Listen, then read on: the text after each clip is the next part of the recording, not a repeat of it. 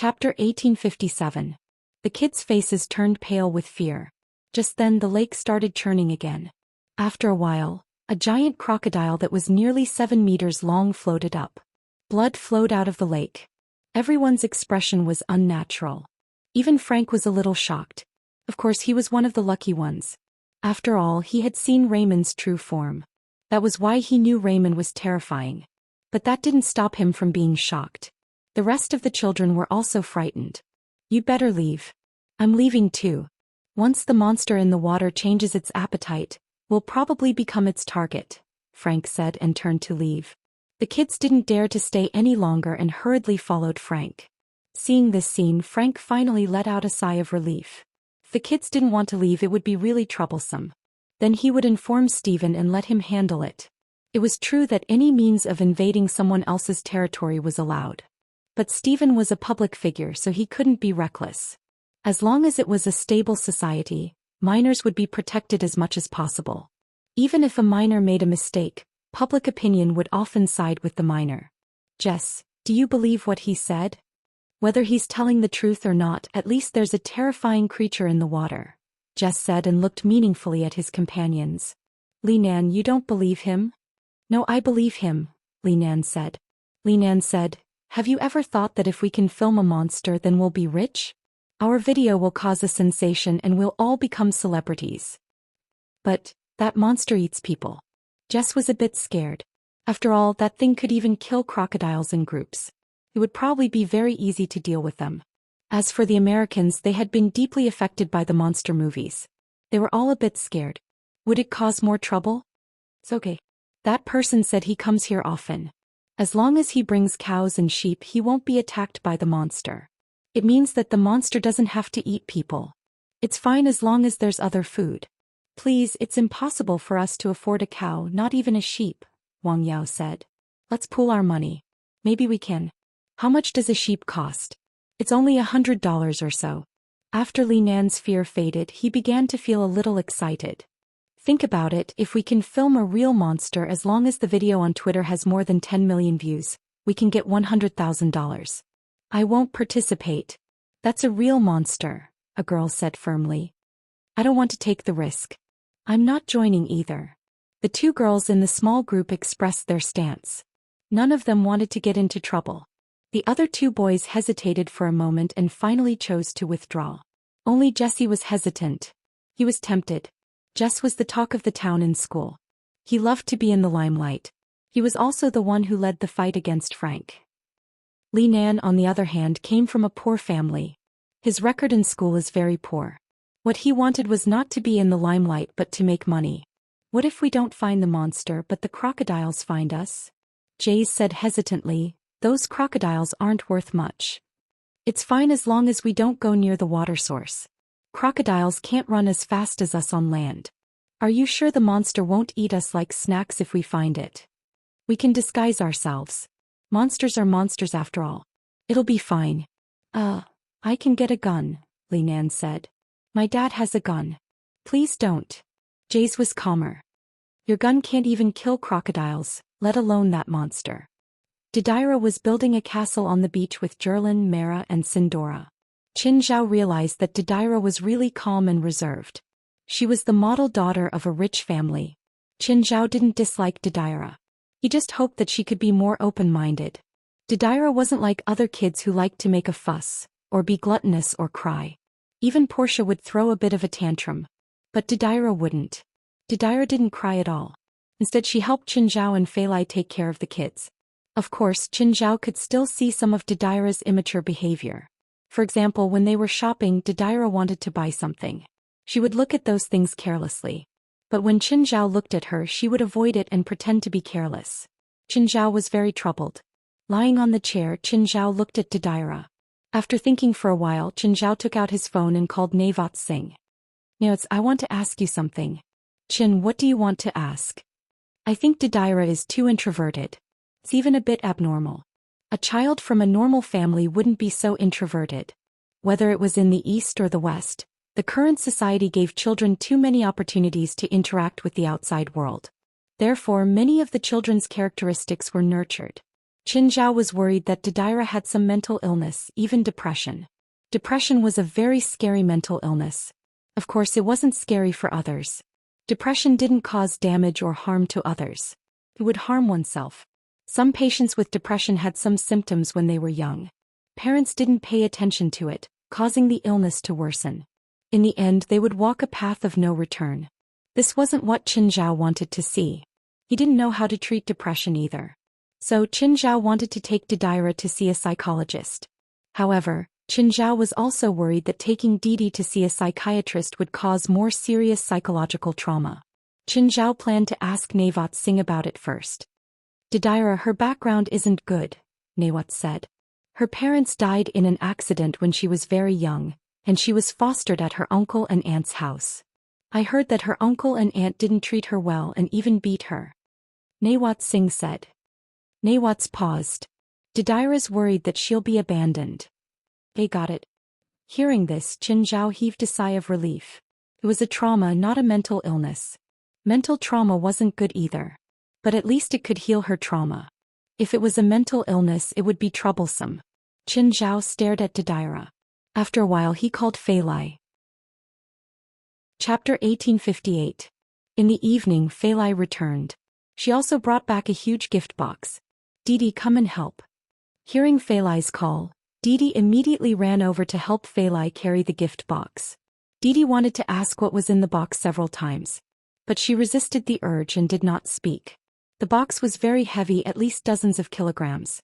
All the children gathered around, looking curiously at the square gift box that was almost as tall as a person. Mom. Little Larissa ran to Fei Lai unsteadily. Little Larissa could understand the words mom and sister now, but it was still unclear. Open it. Little Larissa shouted, pointing at the big gift box. Fei Lai turned to Didi. Didi, do you want to know what's inside? Didi hesitated for a moment and then nodded. Yes. It's for you. Open it, Fei Lai said. Huh. For me. Why? Where are my siblings? They don't have any, Fei Lai said. It's for you because you're the most obedient child. Didi stared at Fei Lai in a daze. Biting her lower lip, she still hesitated. Fei Lai patted Didi's shoulder. Go ahead. Didi finally went up and undid the knots on the box. Instantly the box opened with a clatter. Inside was an exquisite boat model, a yacht model. Didi La, this yacht is the model of your uncle's customized yacht, and your uncle and I have decided to name it after you, the warrior Didi La. The boat model had been taken from Seagate. Qin Zhao had called Fei Lai earlier to ask her to take the yacht model. But Didi was caught off guard. She wasn't a boat model enthusiast, but the yacht model before her really made her eyes light up. She liked the unique design and exquisite workmanship from the bottom of her heart. The other children also looked at the model enviously. Mom, I want it too. I want it too. Little Jerlin tugged at Fei Lai's pants. Little Jerlin, if you want it, you have to be as obedient as Sister Didi. It depends on your performance, Fei Lai said. Jerlin will be obedient. Jerlin clenched her little fists as if she had made up her mind. Qin Zhao walked up and touched Didi's head. Didi, I'll bring the model to your room. Didi bit her lower lip. She wasn't good at expressing her feelings. Her eyes were filled with touched and happy tears. Thank you, Auntie, thank you, Uncle. Qin Zhao carefully brought the model to Didi's room. Dinner was held in the front yard. The inferior demons placed the dishes on the long table. Didi La, what else do you want besides the ship model and the naming of the new yacht? No, Didi said. I don't want anything else. Of course. Think about it, Fei Lai said domineeringly. What do you want the most? Didi said. Didi, Qin said. Didi, Qin did. Qin and Didi said. Qin said. Didi, Qin and Didi.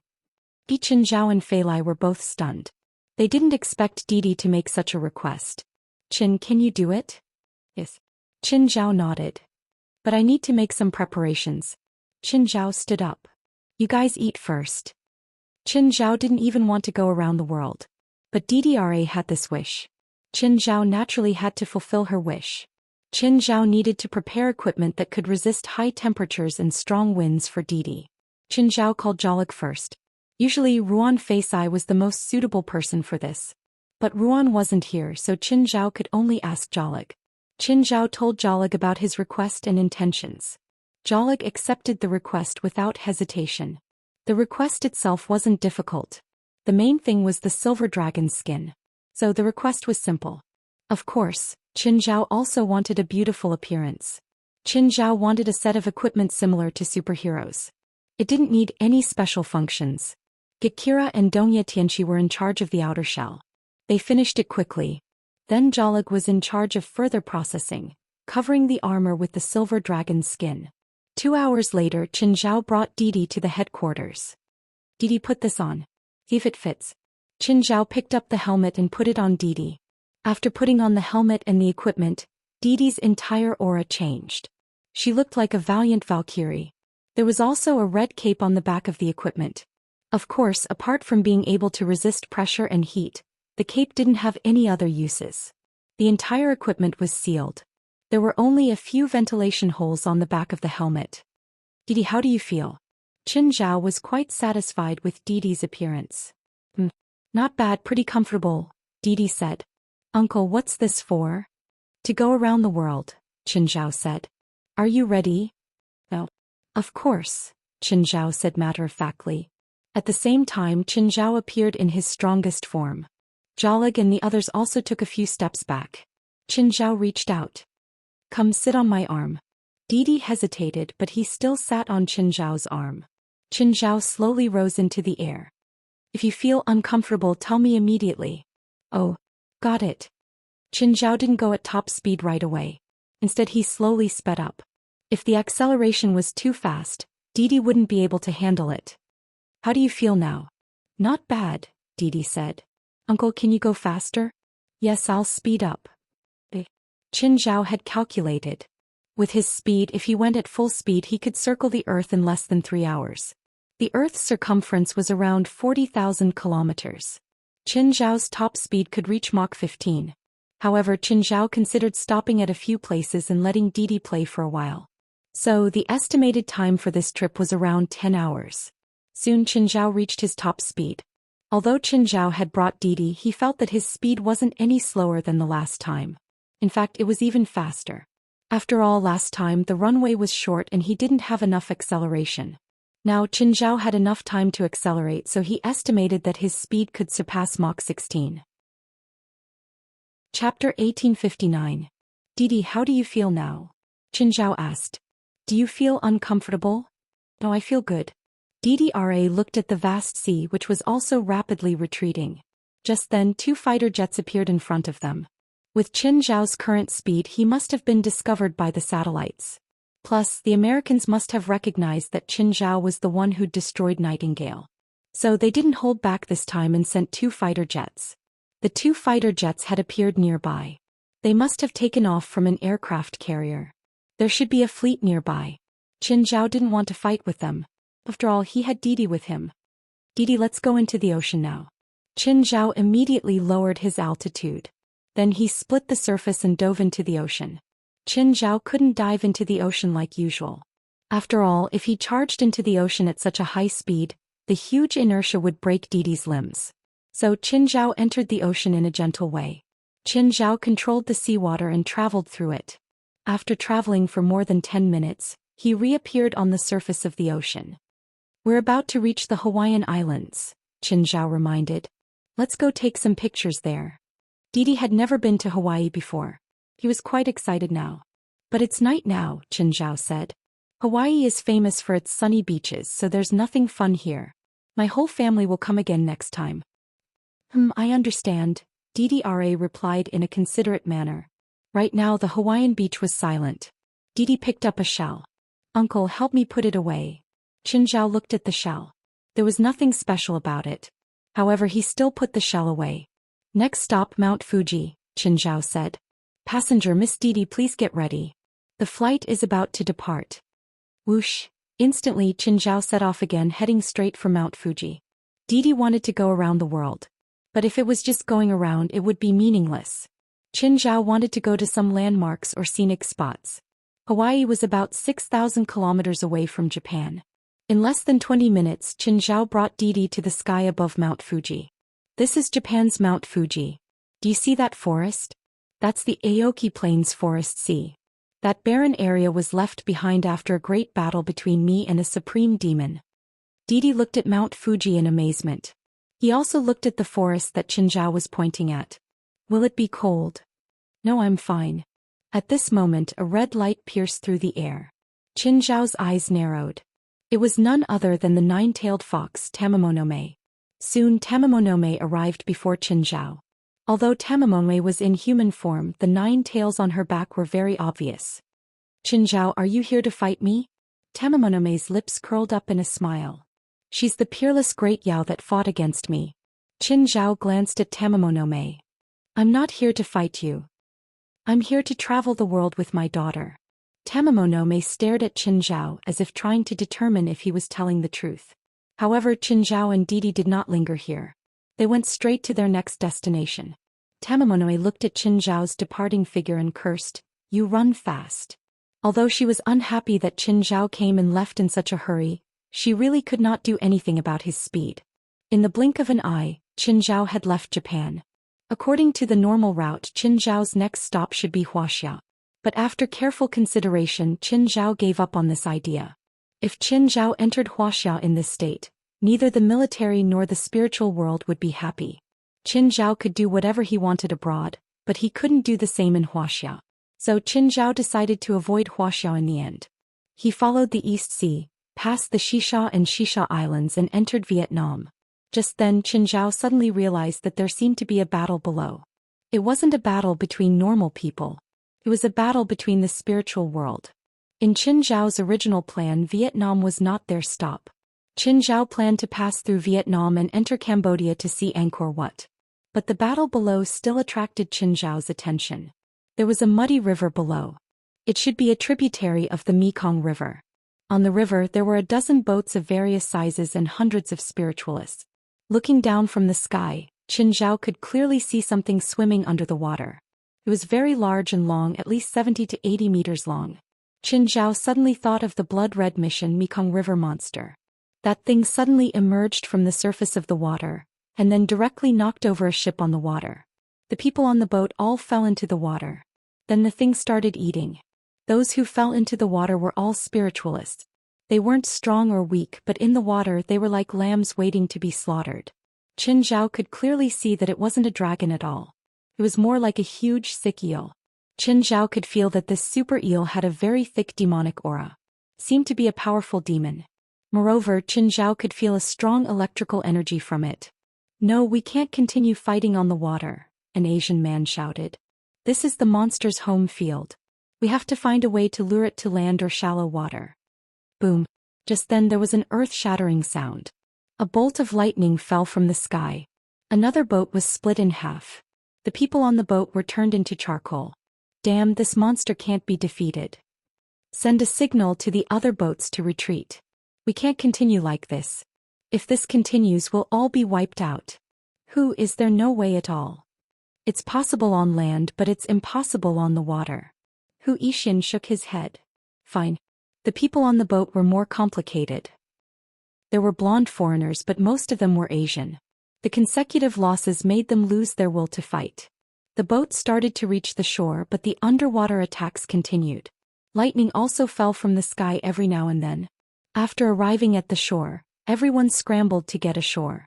As soon as Ishin got off the boat, she saw 2 people standing on the shore. One was a huge giant.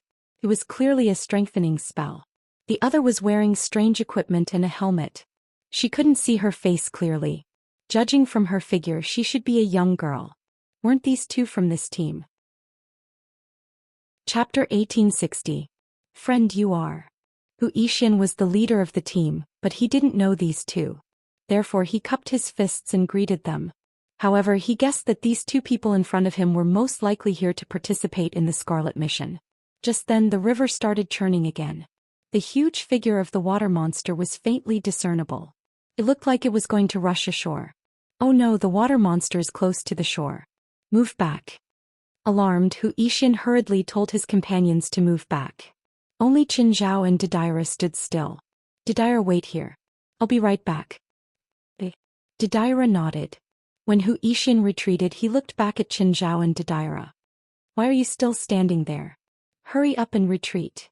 Hu Yixin waved her hands and feet and shouted. However, he saw that the person didn't seem to realize the danger. He continued walking toward the river. By then, the water monster had reached the shore and poked its huge head out of the water.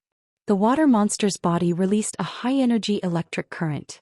Dark clouds filled the sky. Affected by the water monster, they kept releasing electricity.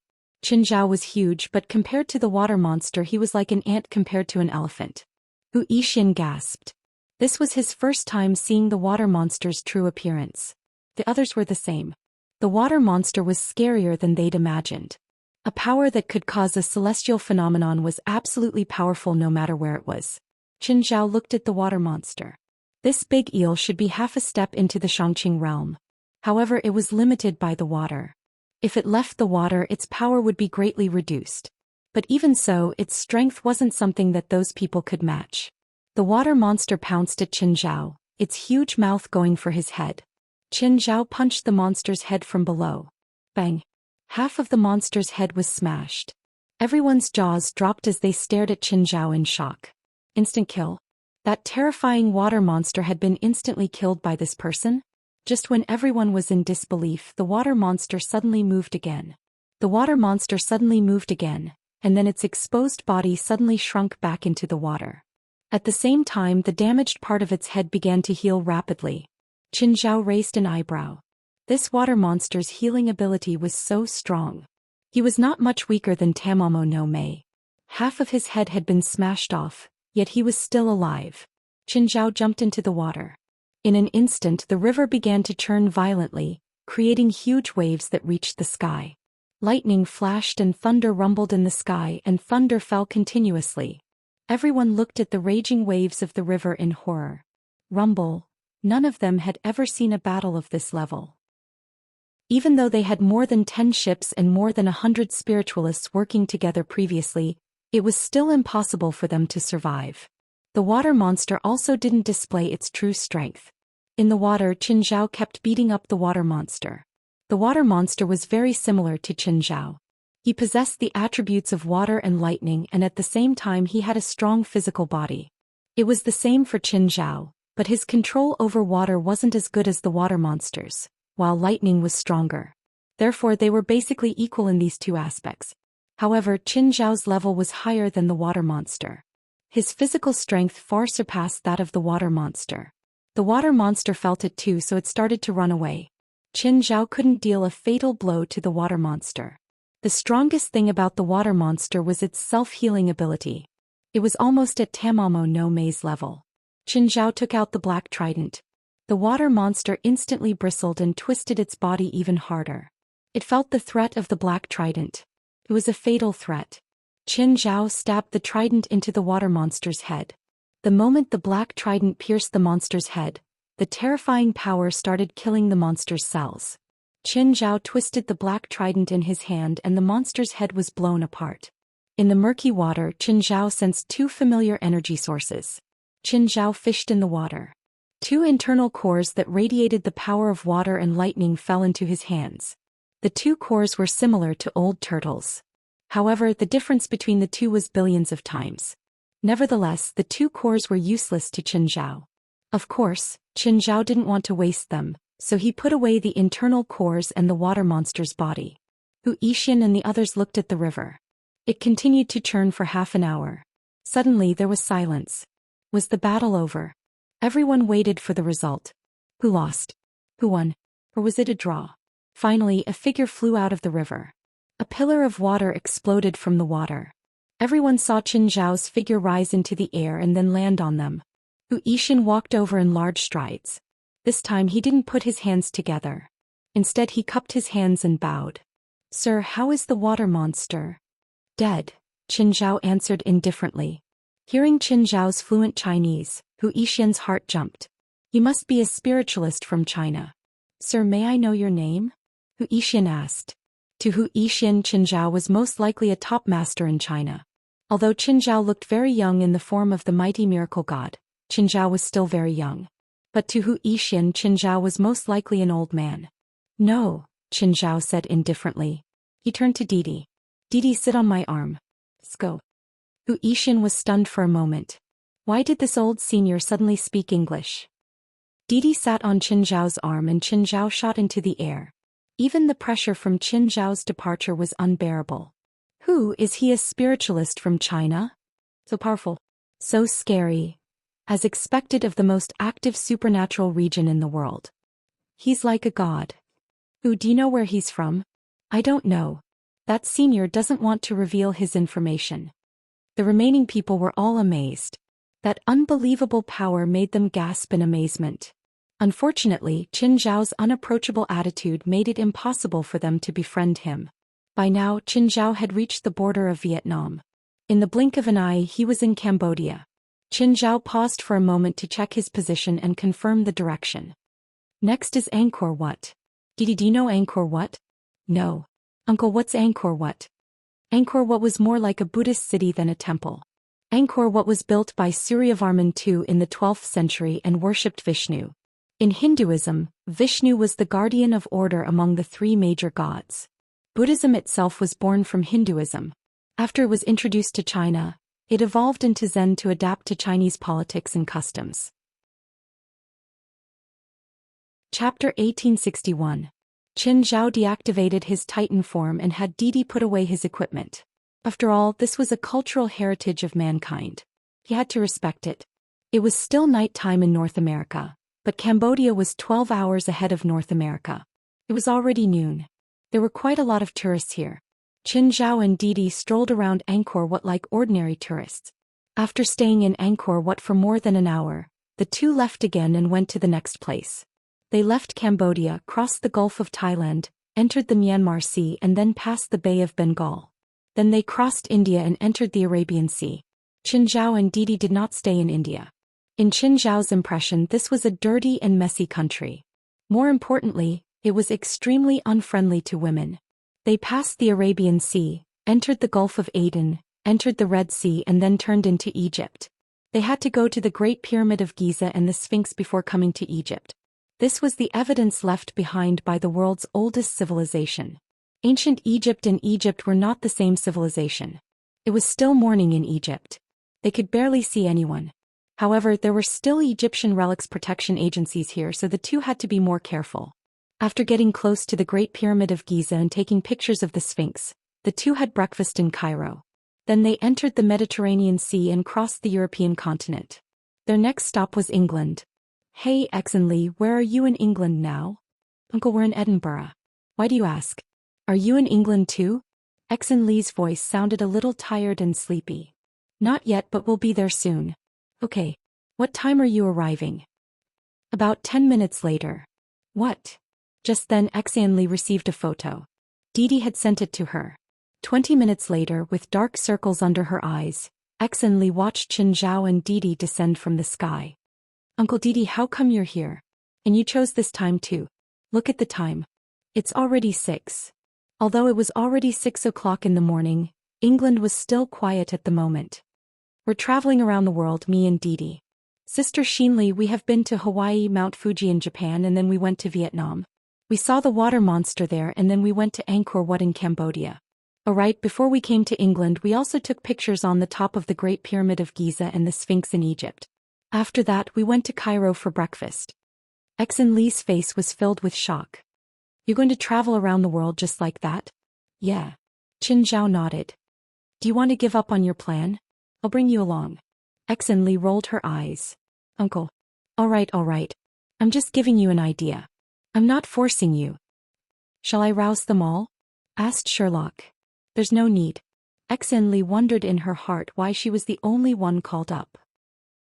When they reached a remote area, Qin Zhao and Didira stopped. Okay, we should go. Qin Zhao returned to his Jin form. Didi, we should go home. After all, this trip around the world was short and it was mainly an impromptu idea. Along the way they had skipped too many places worth stopping at. They left England and entered the North Atlantic Ocean. The target is in the North Atlantic Ocean. I repeat, the target is in the North Atlantic Ocean. What exactly is that thing? Is it China's secret weapon? Can't detect it. The target's main body is enveloped by a huge energy. Where is the Atlantic Fleet now? The Atlantic Fleet is currently at longitude 45. 5455. Dimension 45. 66547. Approaching the target's route. Order the Atlantic Fleet to intercept the target. Permission to fire freely. Target is approaching the Atlantic Fleet. The target is hiding in the sea again. What exactly is that thing? Can move in both the sky and the sea. Lost track of the target. Qin Zhao was so annoyed by the American fleet. They were too nosy. But this also meant that the American defense was indeed strong. Qin Zhao had originally planned to land on the East Coast and then take a detour back to Los Angeles. But now it seemed that if he entered American territory like this, it would probably provoke the Americans. It was very likely to provoke the nerves of the Americans, who might directly hit him with a nuclear warhead. So Qin Zhao decided to take a detour and enter the Gulf of Mexico. Then he passed through the Mexican border. After that he entered the Pacific Ocean again. Then he moved in the sea and returned to Mingyue Villa in Los Angeles.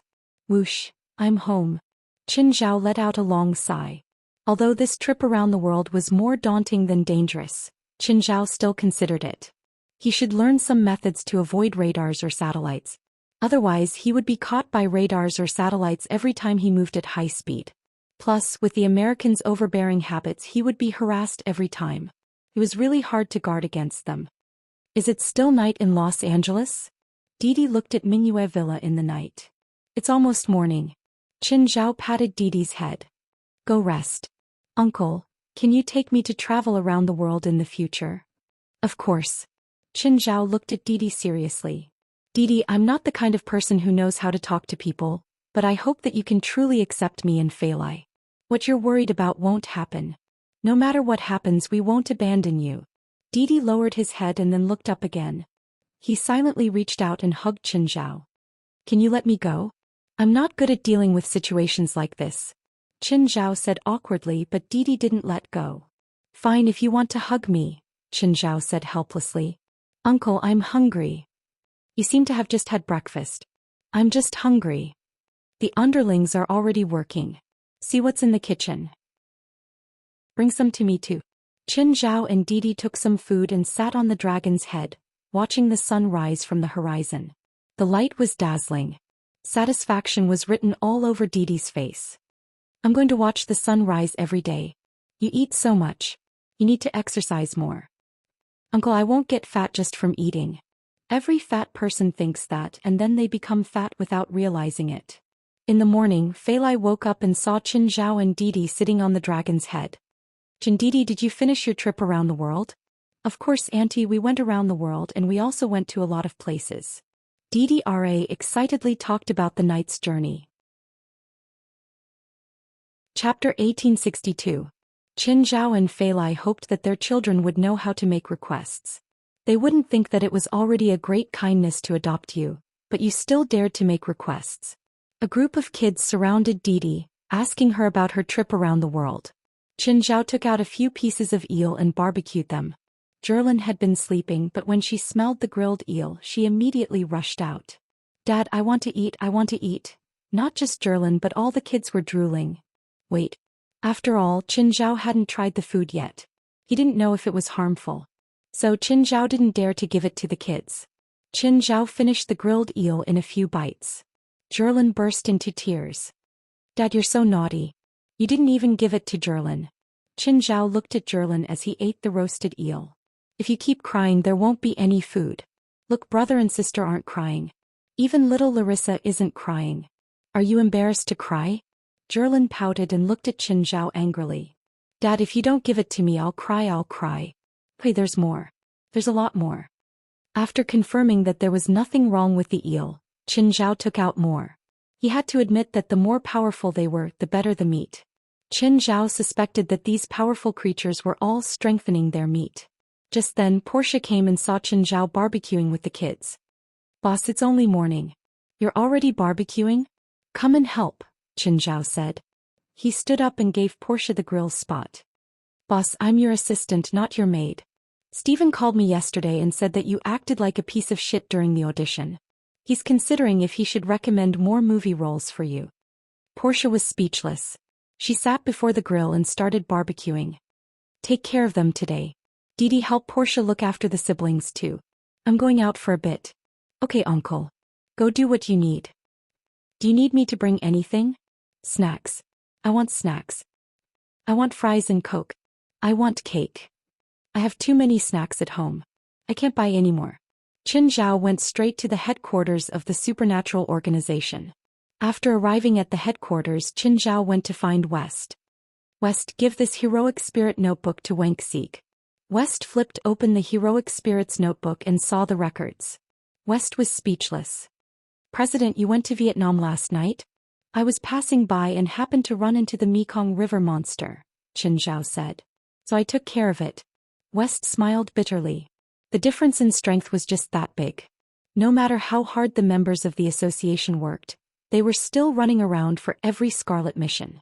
And he might not even be able to handle it. Every mission required a lot of preparation and screening. However, Qin Zhao had gone to Vietnam and completed a red mission.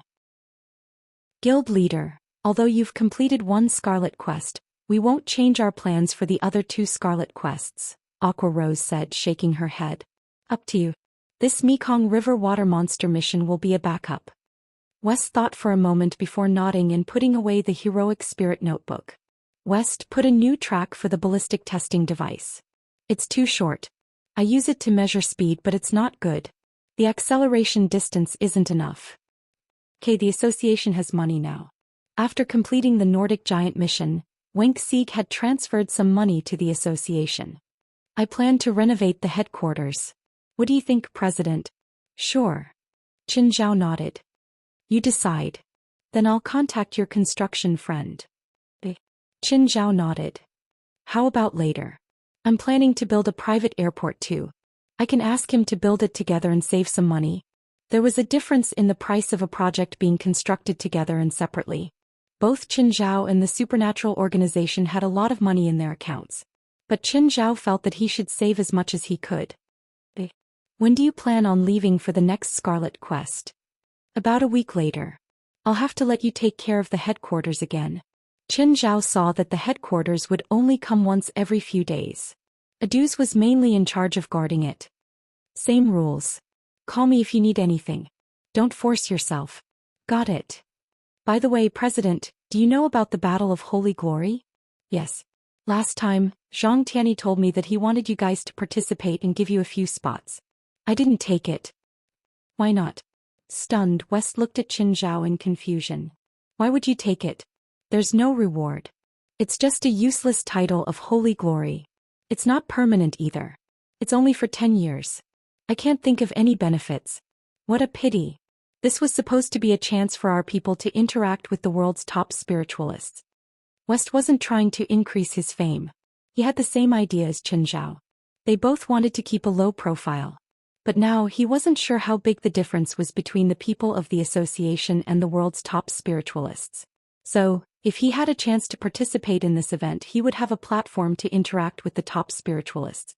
Having a platform to communicate with those top-notch spiritualists would also allow him to know what level they were at. In the North American region, the supernatural organization's power was already the top organization. But West also knew that there were even more powerful organizations and forces outside of North America. The strength of those organizations was not to be underestimated. Of course, the most powerful person in the supernatural organization was definitely Qin Zhao, the president. After all, Qin Zhao could already talk to the world's top 23rd generation Blood Mary and Zhang Tianyi of Dragon Tiger Mountain's Celestial Masters sect on equal footing. But the balance of power in the supernatural organization was out of balance. Qin Zhao was unbelievably powerful, but the organization didn't have the power to crush everything. Most of the time they still needed Qin Zhao to support them. For example, when they went on a Scarlet mission, Qin Zhao's line was always to inform him if there was trouble. West and the members of the organization had always wanted to catch up to Qin Zhao. But the gap was getting bigger and bigger. Qin Zhao's power made them feel despair every time. Are there any tickets? I asked Zhang Tianyi too. Are there? He told me to scram. Qin Zhao shrugged helplessly. President, ask Mr. Zhang if he can participate anonymously. West still hadn't given up on the idea of participating. Alas. Chapter 1863. After leaving the headquarters, Qin Zhao went to the supermarket. He wondered if he should ask Winnip to open a supermarket near Mingyue Villa. Of course, this idea was basically impossible unless Qinzhao was willing to pay for it. Mingyue Villa was too remote. It was more than 30 kilometers away from the city. There were only roads along the way. There were no other buildings. Very few people walked on the roads. The kids at home had asked him to buy snacks, but Qinzhao had rejected them. Nevertheless, he still planned to buy some snacks. Of course, the "a little" referred to hundreds of snacks and happy otaku water. Carbonated drinks were said to be unhealthy. However, children also needed a certain amount of sugar when they were growing. Children like to eat sweets because they contain a lot of sugar. Nutrition was a very complicated field of study. It was even more complicated than medicine. Moreover, children of different ages had different nutritional requirements. Of course, when Qinzhao and Feilai were at home, they would barbecue and drink beer. As long as one didn't overeat, the so-called junk food and happy otaku water wouldn't harm the body. Qinzhao pushed the shopping cart out of the supermarket. Suddenly, a scene appeared in Qinzhao's shadow eye. Qinzhao took a step back. The snacks on the cart exploded. Another sniper? Who was it this time? The other party's movements were very fast, and after a single strike, he didn't care whether he hit the target or not. He hid behind cover. Qinzhao's shadow eye only saw an instant. He didn't even have time to identify his surroundings. However, from the bullet's trajectory, Qinzhao could roughly confirm the direction. There were a few buildings in that direction that could be a sniper's temporary base. This was the first time Qinzhao's shadow eye couldn't catch the enemy.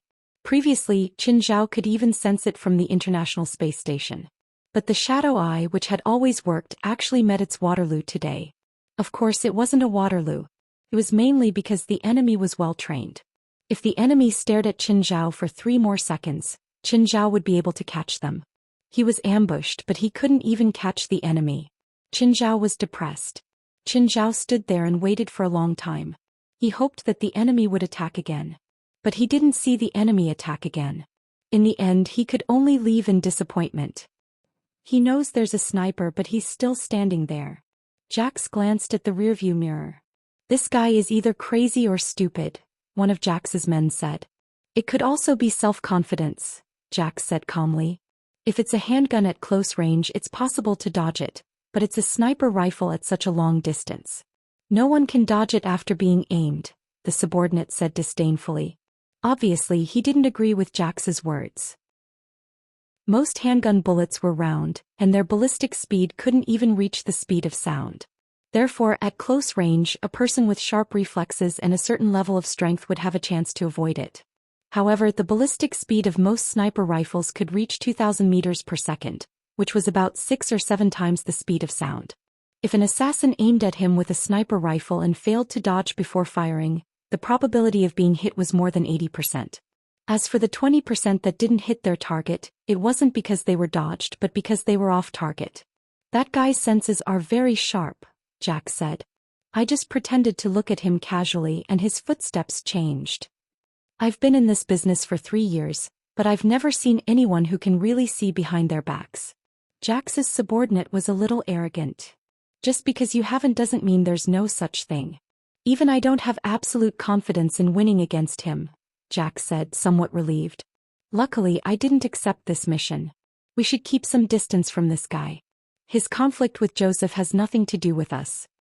Knock knock. Suddenly, there was a soft knock on the car window. Jax looked up and saw Qinzhao standing outside the car. Jax's subordinate immediately pulled out his gun and pointed it at Qinzhao. "I heard your conversation just now. You're talking about me, right?" The subordinate looked at Jax. "Boss, what do we do?" Jax's expression was unsettled. Had Qinzhao heard their conversation? This meant that Qinzhao had been standing outside the car for a while. But the two of them hadn't noticed at all. This kind of strength that silently appeared in the vicinity was too terrifying. If Qinzhao had attacked just now, the two of them might not even know how they'd died. "Mocha, put the gun down," Jax said. Jax rolled down the window and Qinzhao put his hands on the door. "Did the attack just now have anything to do with you?" "No, it has nothing to do with us," Jax answered.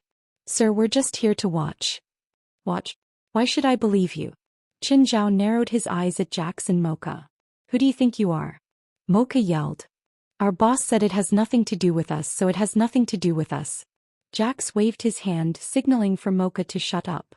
Sir, this really has nothing to do with us. Watching a show isn't fun. Since we're here, shouldn't we pay for the ticket? What do you want? Jax asked. Who attacked me? What's their relationship with you? How do you know? The person who attacked you was our employer, but we rejected him, so he found someone else. What's his name? Joseph. He's called Hyena in the industry. Why did you reject him? I don't think we're friends. Because you're rich, just like our previous employer. You're richer than him. We usually don't attack super rich people because it's too risky.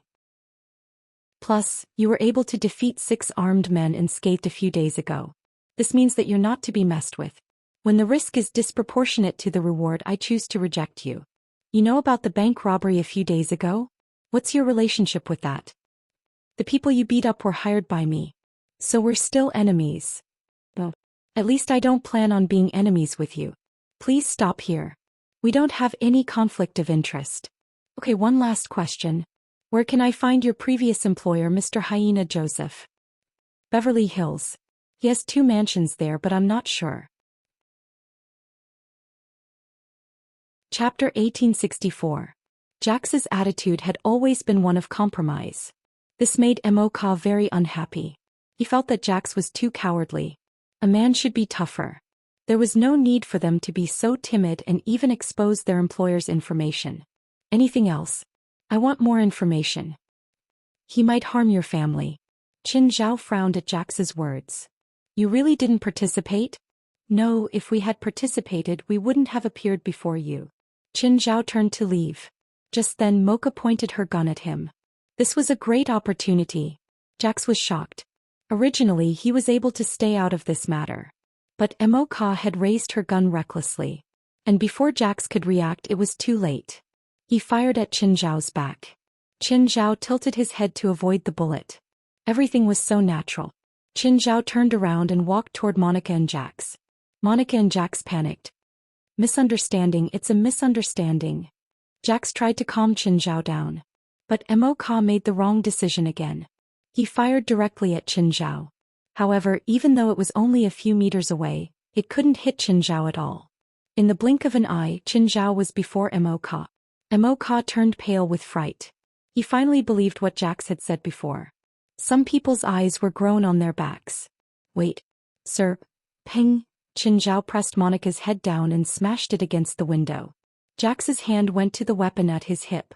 Qin Zhao pulled Monica out and pushed her toward Jax. Before Jax could take out his weapon, Mocha pounced on him and threw him to the ground. Qin Zhao stepped on Monica's back, making it impossible for Jax to get up. Sir, Mocha is just young and impetuous. Qin Zhao increased his strength and Mocha screamed again. Young people are full of vigor. He shot me with a gun. Is this called being full of vigor? I can help you make an appointment with Joseph, Jax said. Only then did Qin Zhao let go. Jax was annoyed by Monica's disobedience. He could have stayed out of it. Right now he could only intervene. He didn't want to be enemies with Qin Zhao. Likewise, he didn't like to be Joseph's enemy. He knew how terrifying Joseph was. That was the most despicable and vicious person he had ever known. There was no other. Of course, he also had his own armed forces. Other tycoons relied on their own influence to prevent others from coveting their wealth. However, Joseph had no influence, so he could only rely on his own equipment. Half of his money was used to arm his personal forces. He was like a warlord among the rich. In addition, he was involved in some of the businesses. Drugs, firearms, people, and even organs. Therefore, he gathered a group of vicious criminals under his command. There were dozens of armed men living in his house all year round. Even his butler, servants, and chefs were wanted criminals. But now he had to make a choice. They were either on Qin Zhao's side or Joseph's. Of course, if he stood on Joseph's side, he would have to face Qin Zhao right now. Mocha's rash actions just now had already caused them to lose the qualifications to be spectators. Jax, I'm not in Beverly Hills right now. I'm at my villa in the suburbs. A villa in the suburbs? How come I didn't know you had property in the suburbs? Well, I just got it. The original owner is a good person. He only took $1 from me, huh? Give me the address, Jax said. I have something to talk to you. Okay, I'll send you the address now. After hanging up, one of Joseph's subordinates said, Boss, Jax has been in contact with that person. Got it, Joseph said disapprovingly. Let our people prepare to welcome our guests. On the wall of the room a man was hanging on the wall. In front of Joseph there was a naked woman. However, this woman's arms and legs were broken and she was lying on the table. She no longer had any reaction to Joseph's actions. Just at this time, Joseph suddenly let out a high-pitched voice and his body trembled. Damn bitch, no reaction at all. Joseph kicked the woman and she fell to the ground. Bring Bao and Gates here. One of his subordinates brought 2 hounds that were barking and baring their fangs to Joseph. My darling, she's your dinner. Joseph squatted down and touched the 2 dogs, then untied their collars. The woman who had no reaction suddenly screamed and struggled. But facing the 2 ferocious dogs, the woman with her limbs broken couldn't fight back at all. The 2 dogs' mouths were full of blood and flesh, and they tore at the poor woman crazily.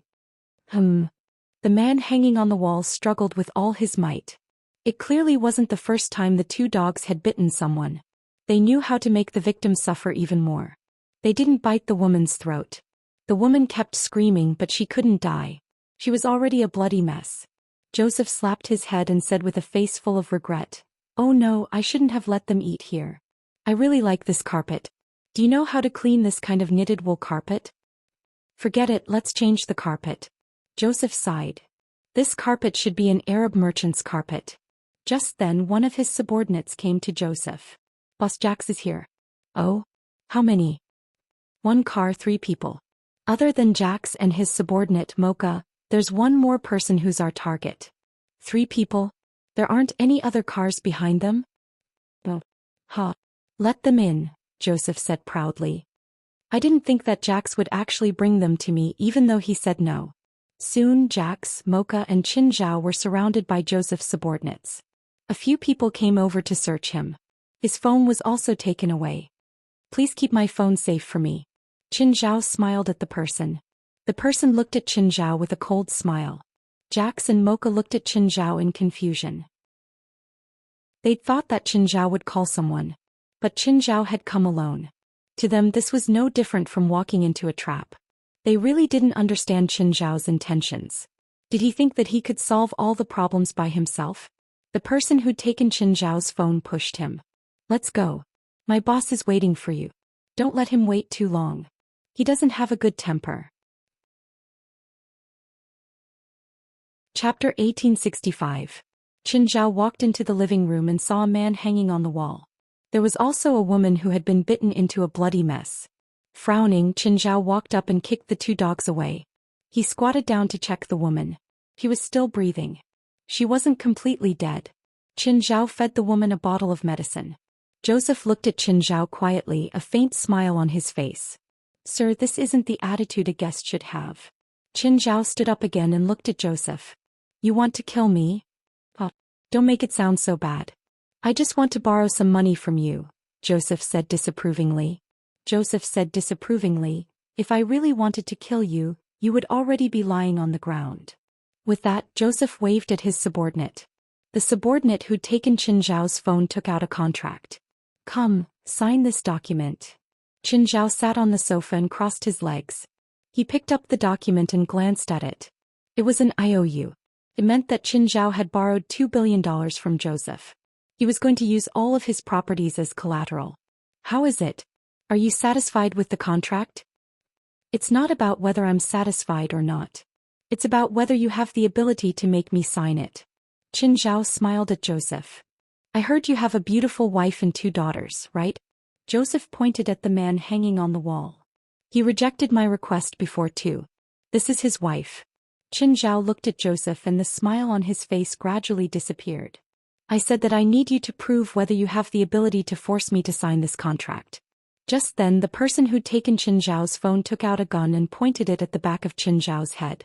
But the next moment, Qin Zhao turned around without any warning. Crack. The man's arm was broken. Qin Zhao took back his phone unhurriedly. "Good thing my phone isn't broken." Someone. Joseph's bloated body hid behind the sofa with unimaginable agility. Numerous noises could be heard from outside. Qin Zhao looked at the lights in the room and then at the man hanging on the wall. He walked over and tore off the seal in the man's mouth. Your villa should have a butler system, right? Kill him. Kill him for me. The man roared. Give the butler an order to cut off the power to the entire villa. Cut off the power. The entire villa district's power supply was instantly shut down. Everything was plunged into darkness. Even the starlight in the night had disappeared. Then a scream came from outside the door. Da-da-da. Boom boom. Everyone felt as if they had fallen into a battlefield. Gunshots and explosions filled his ears. Of course, there were also the inevitable screams. At this moment, Jax and Mocha both found a place to hide. They had no idea what was going on. It was unbelievably dark here. There was no light except the flash of the gun and the explosion. Not even the fire was lit. This kind of dark environment was really unsettling. Finally, the gunfire stopped. The entire villa district was silent, as if it was a silent hell. Everyone held their breath. How's the situation? Who lost? Who won? Just then Qin Zhao's voice sounded in the darkness. You can turn the lights back on. Connect the power. When the lights came on, everyone felt that their eyes weren't used to it. A few seconds later they opened their eyes again. But all they saw was a sea of blood. The living room was filled with corpses. All the corpses were piled up in the living room. More than 100 corpses were piled up into a small mountain. Blood had covered the entire living room. The scene sent chills down one's spine. This was a true hell of flesh and blood. Jax and Mocha were both elites among mercenaries. But now they were truly afraid. What kind of monster was this? Qin Zhao stood beside the pile of corpses. His body was covered in blood and his hands were in his pockets. This guy was an even more terrifying demon than Joseph. Joseph's evil couldn't compare to this man at all. Mocha felt her scalp go numb. How did she have the courage to shoot him? How could she do something so stupid? Qin Zhao walked over and pulled the man down, loosening the rope around his wrist. The man immediately wanted to pounce on Joseph. But Qin Zhao stopped him. With a meaningful smile, Qin Zhao said, "There's still a long time tonight. Don't you want to have some fun?" Joseph's face was pale and his limbs were trembling. Qin Zhao walked over to the woman and put her on the sofa. Your wife isn't dead yet, Qin Zhao said. Go get a basin of water. She's lucky she might survive. The man knelt before his wife and started crying loudly. Maeve, I'm sorry. It's my incompetence that hurt you. The woman called Maeve's eyes were unfocused. Her body and mind were both broken. Qin Zhao turned his head and glanced at Jax. Mr. Jax, when I'm treating this lady, I hope some people can keep quiet and not disturb me. Jax took a deep breath. Happy to help, Mr. Qin. Lady, it might be very painful. Crack. Qin Zhao straightened Maeve's arm. Maeve arched her body. But now she didn't make a sound. Qin Zhao sensed that Maeve's aura had weakened. He sent a bit of celestial power to protect her heart. Terrified, Joseph gradually calmed down and secretly took out a gun from his back. Bang. Ah. Jax blew at the smoke from the muzzle. Sorry to disturb you, Jax said. Mocha, go get some tape and seal Mr. Joseph. Qin Zhao didn't get distracted. He continued treating Maeve. Jax was very rational. He didn't have Mocha's impulsiveness, especially after the massacre. Sir, does she still have hope? The environment here is simple. I can keep her alive for now, but her injuries need to be changed. I'll call the hospital now. No, the hospital can't save her, Qin Zhao said. Then what? Qin Zhao lowered his voice. A secret place, but you can't reveal it. You and your wife can go there temporarily, but I don't want you to tell anyone about it. Do you understand? I understand. I'll agree to any of your requests. You can take my assets too. No need. I'm not interested in your assets. Chapter 1866. Darling, I might not be able to go back tonight. Qin Zhao called Fei Lai first. A bug is planning to use you and the child to threaten me. I'm killing it now. They wash up when you come back. I don't want you to bring the bug smell home. I'm busy. I'll hang up now. Qin Zhao hung up. Everyone was thinking about Qin Zhao's wife. Qin Zhao called Klaus again. Klaus, I'll send you the address. Drive the helicopter over and need a stretcher. Someone's heavily injured and needs to be taken to HQ. Also have Jalad prepare a container. Got it, President. Qin Zhao put away the phone and stood up again. Now we can deal with our main guest today. Qin Zhao looked at Joseph. Don't be rash. Do you know how powerful I am? Do you think I can't do anything to you just because you killed a few of my people? Qin Zhao ignored Joseph's threat. He turned to the man beside him. What do you think about steaming? No, that's too easy on him. Then skin him. I still can't vent my anger. How about we bring him back alive? I have many options for you to choose from. There's bound to be one that suits you. Of course, I also want him to die in pain. After all, no one has ever dared to use my family to threaten me. The man thought for a moment and finally nodded heavily. He controlled the beast in his heart. He was afraid that he would suddenly lose control and kill this demon. A while later, the helicopter arrived. Klaus arrived with the lightning squad. When Klaus entered, he immediately covered his nose. President. Yes, leave 2 people here to deal with this. 2 more people come and carry this woman to the helicopter. These 2 look like mercenaries. Klaus looked at Jax and Monica. The 2 immediately exploded. Klaus's gaze made them very uncomfortable. It was a gaze even more explicit than Qin Zhao's. No need, Qin Zhao said. Let them stay and deal with the bodies, then let them go. Qin Zhao and the man sat in the helicopter. Joseph was used as a footrest and laid flat in front of the seat in the helicopter. What's your name? Jigs. Jigs stared at Joseph on the ground. His hands were trembling. However, he controlled his emotions very well. Just like the most delicious main dish, it must be served last. The helicopter slowly landed at the headquarters. Carry your wife, Qin Zhao said. But he... Jigs looked at Joseph on the ground. Don't worry, he's yours. Here you have a lot of time to satisfy your hatred for him. Only then did Jigs pick up Maev. Jolig and West came out to help. Jigs carried Maev to a room. Put her in that container.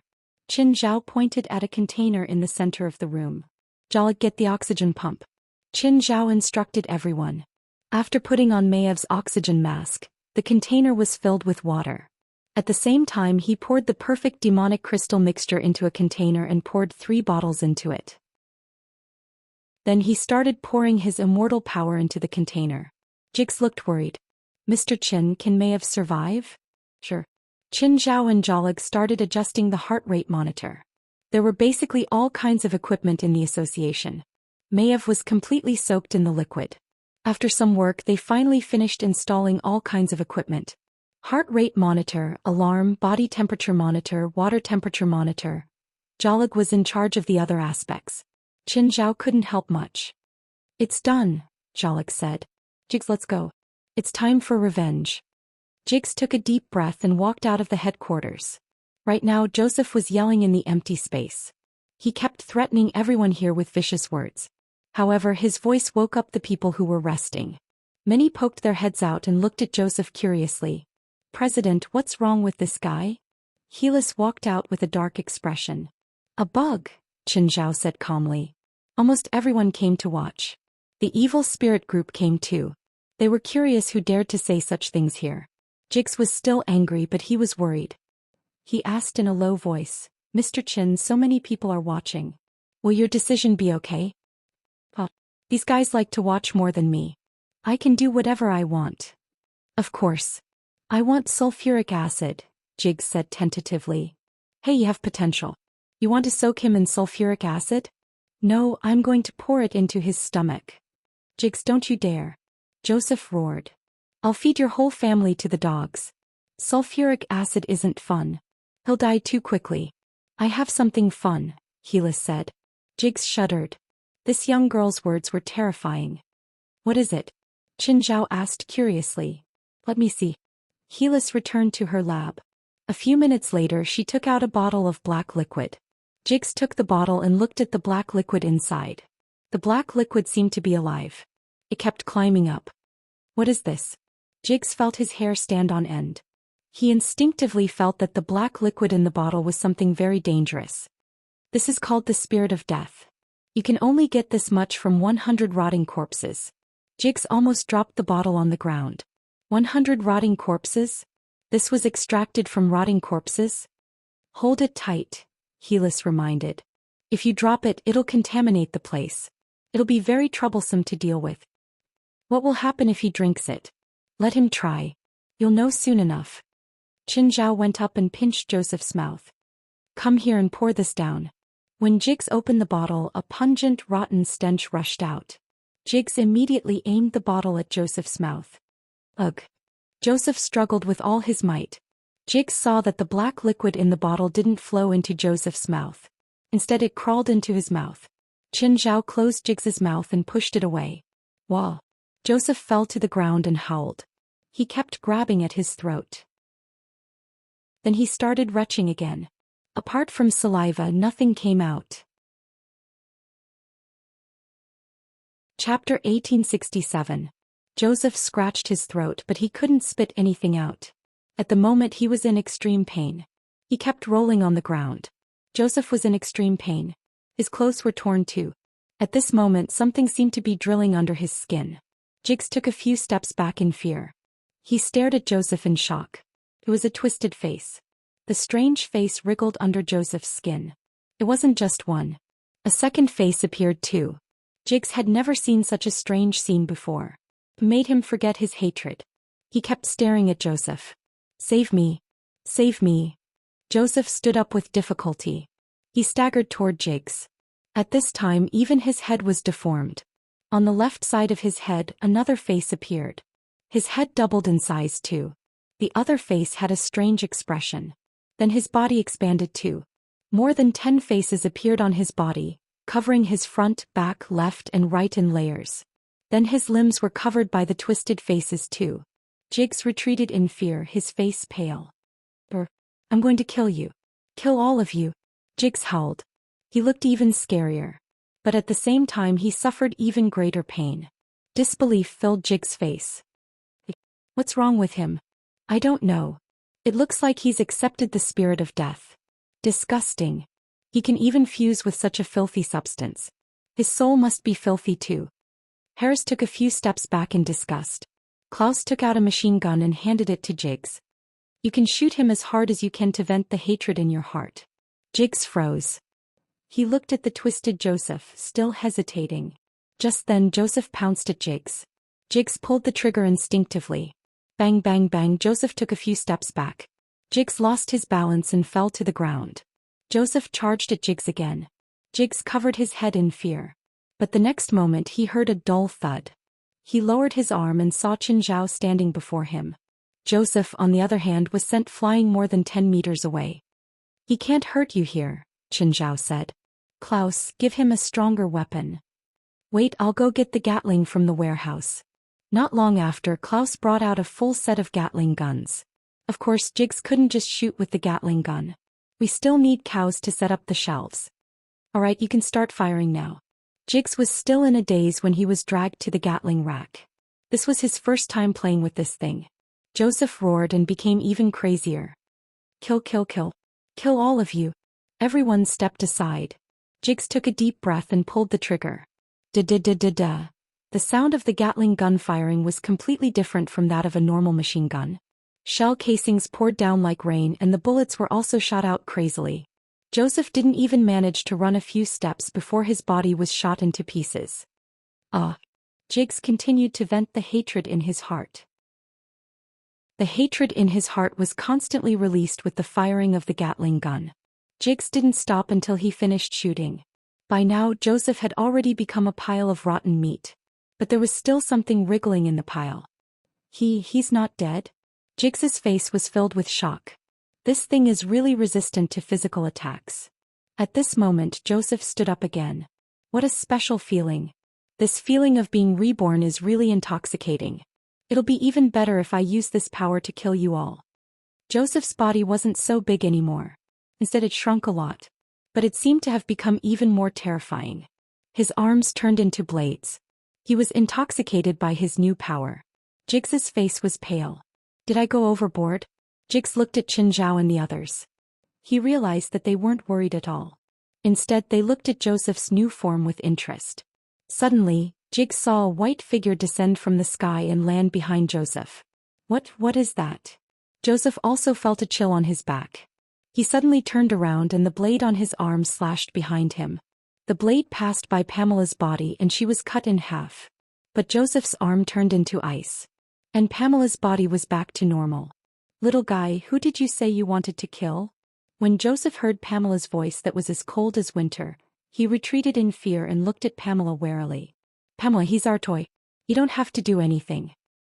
"Yes, President." Pamela floated out of the circle. Jigs turned his stiff neck and looked at Qin Zhao. That is. As you can see, the people gathered here aren't normal people, or not human, Qin Zhao said calmly. "For example, Lady Pamela. She's a banshee. There are hundreds of evil spirits beside you. They're Lady Pamela's evil spirit army," Harold said. "But you can't see them." Jigs gasped. Coldness invaded his entire body. Right now Joseph was like a trapped beast, terrified and helpless. He wanted to explode, but everyone here made him powerless. In Qin Zhao's group he was a pitiful bug. Only then did Jigs realize the true secret here. Why would Qin Zhao say that before bringing him here? "Okay, push the meat grinder over," Qin Zhao said. Rumble, the meat grinder made a loud noise.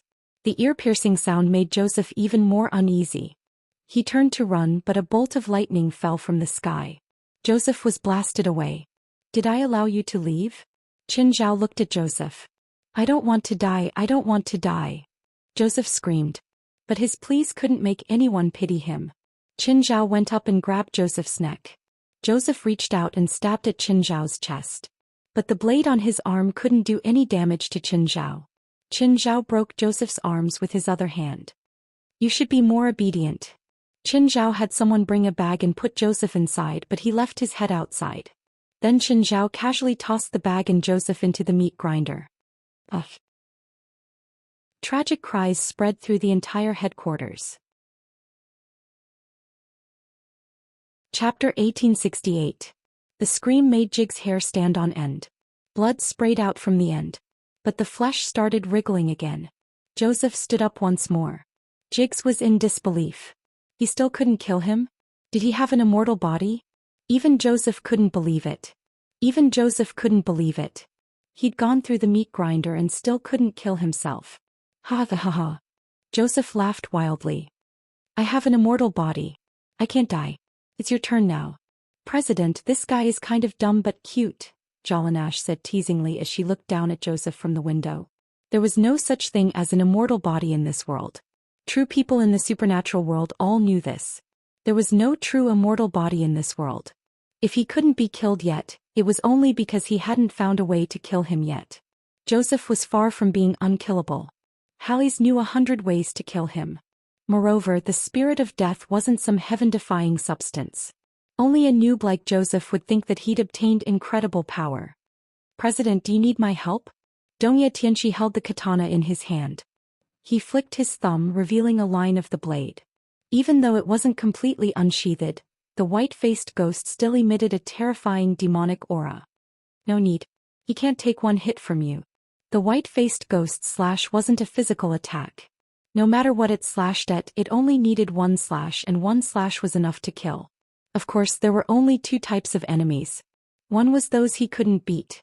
For example, he couldn't fight against someone like Qin Zhao. The other was those who were weaker than him. He could kill them with one hit. Immortality was just a joke in front of him. He could seal off vitality with one hit. Even if the target wasn't alive.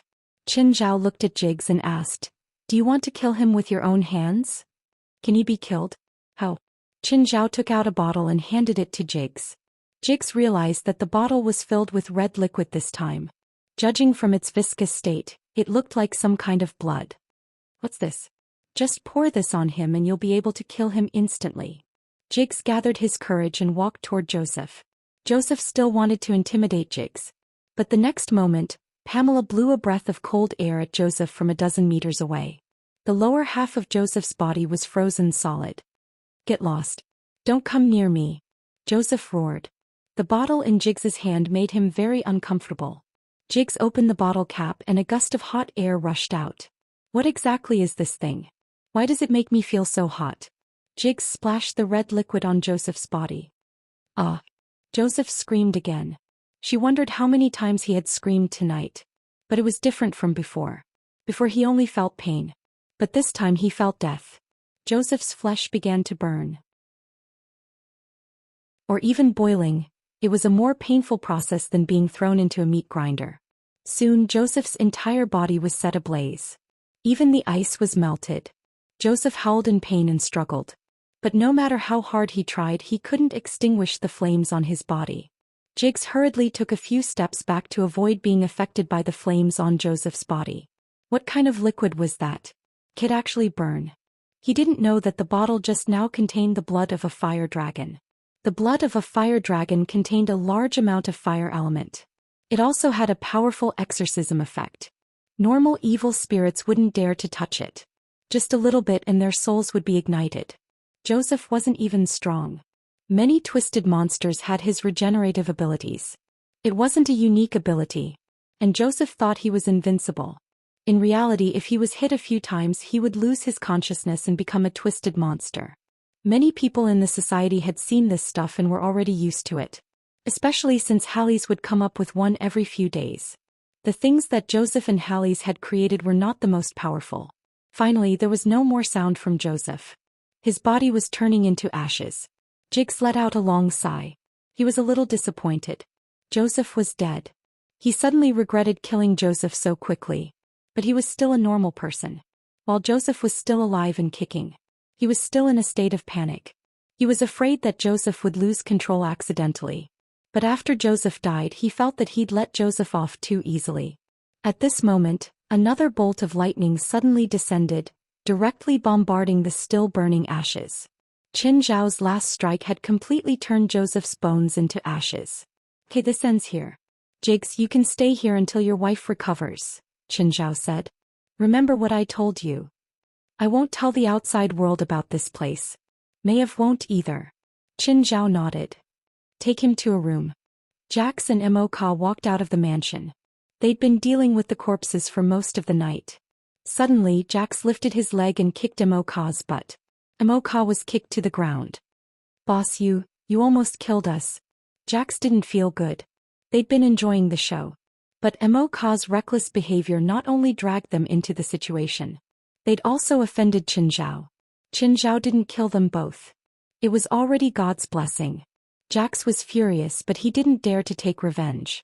He could only vent it on Emoka. Plus, it was Emoka's fault in the first place. Emoka rubbed his butt and stood up. He lowered his head and didn't say anything. He followed Jax silently. Tell our people to leave immediately, Jax said. We can't stay here anymore. Boss, will that person kill us? Emoka asked in fear. Now you're scared? Why didn't you look scared when you attacked? Emoka didn't dare to talk back. How could he not be scared? In 20 minutes he'd killed more than 100 people. He'd never killed so many people in his life. He'd never seen such a terrifying person or enemy.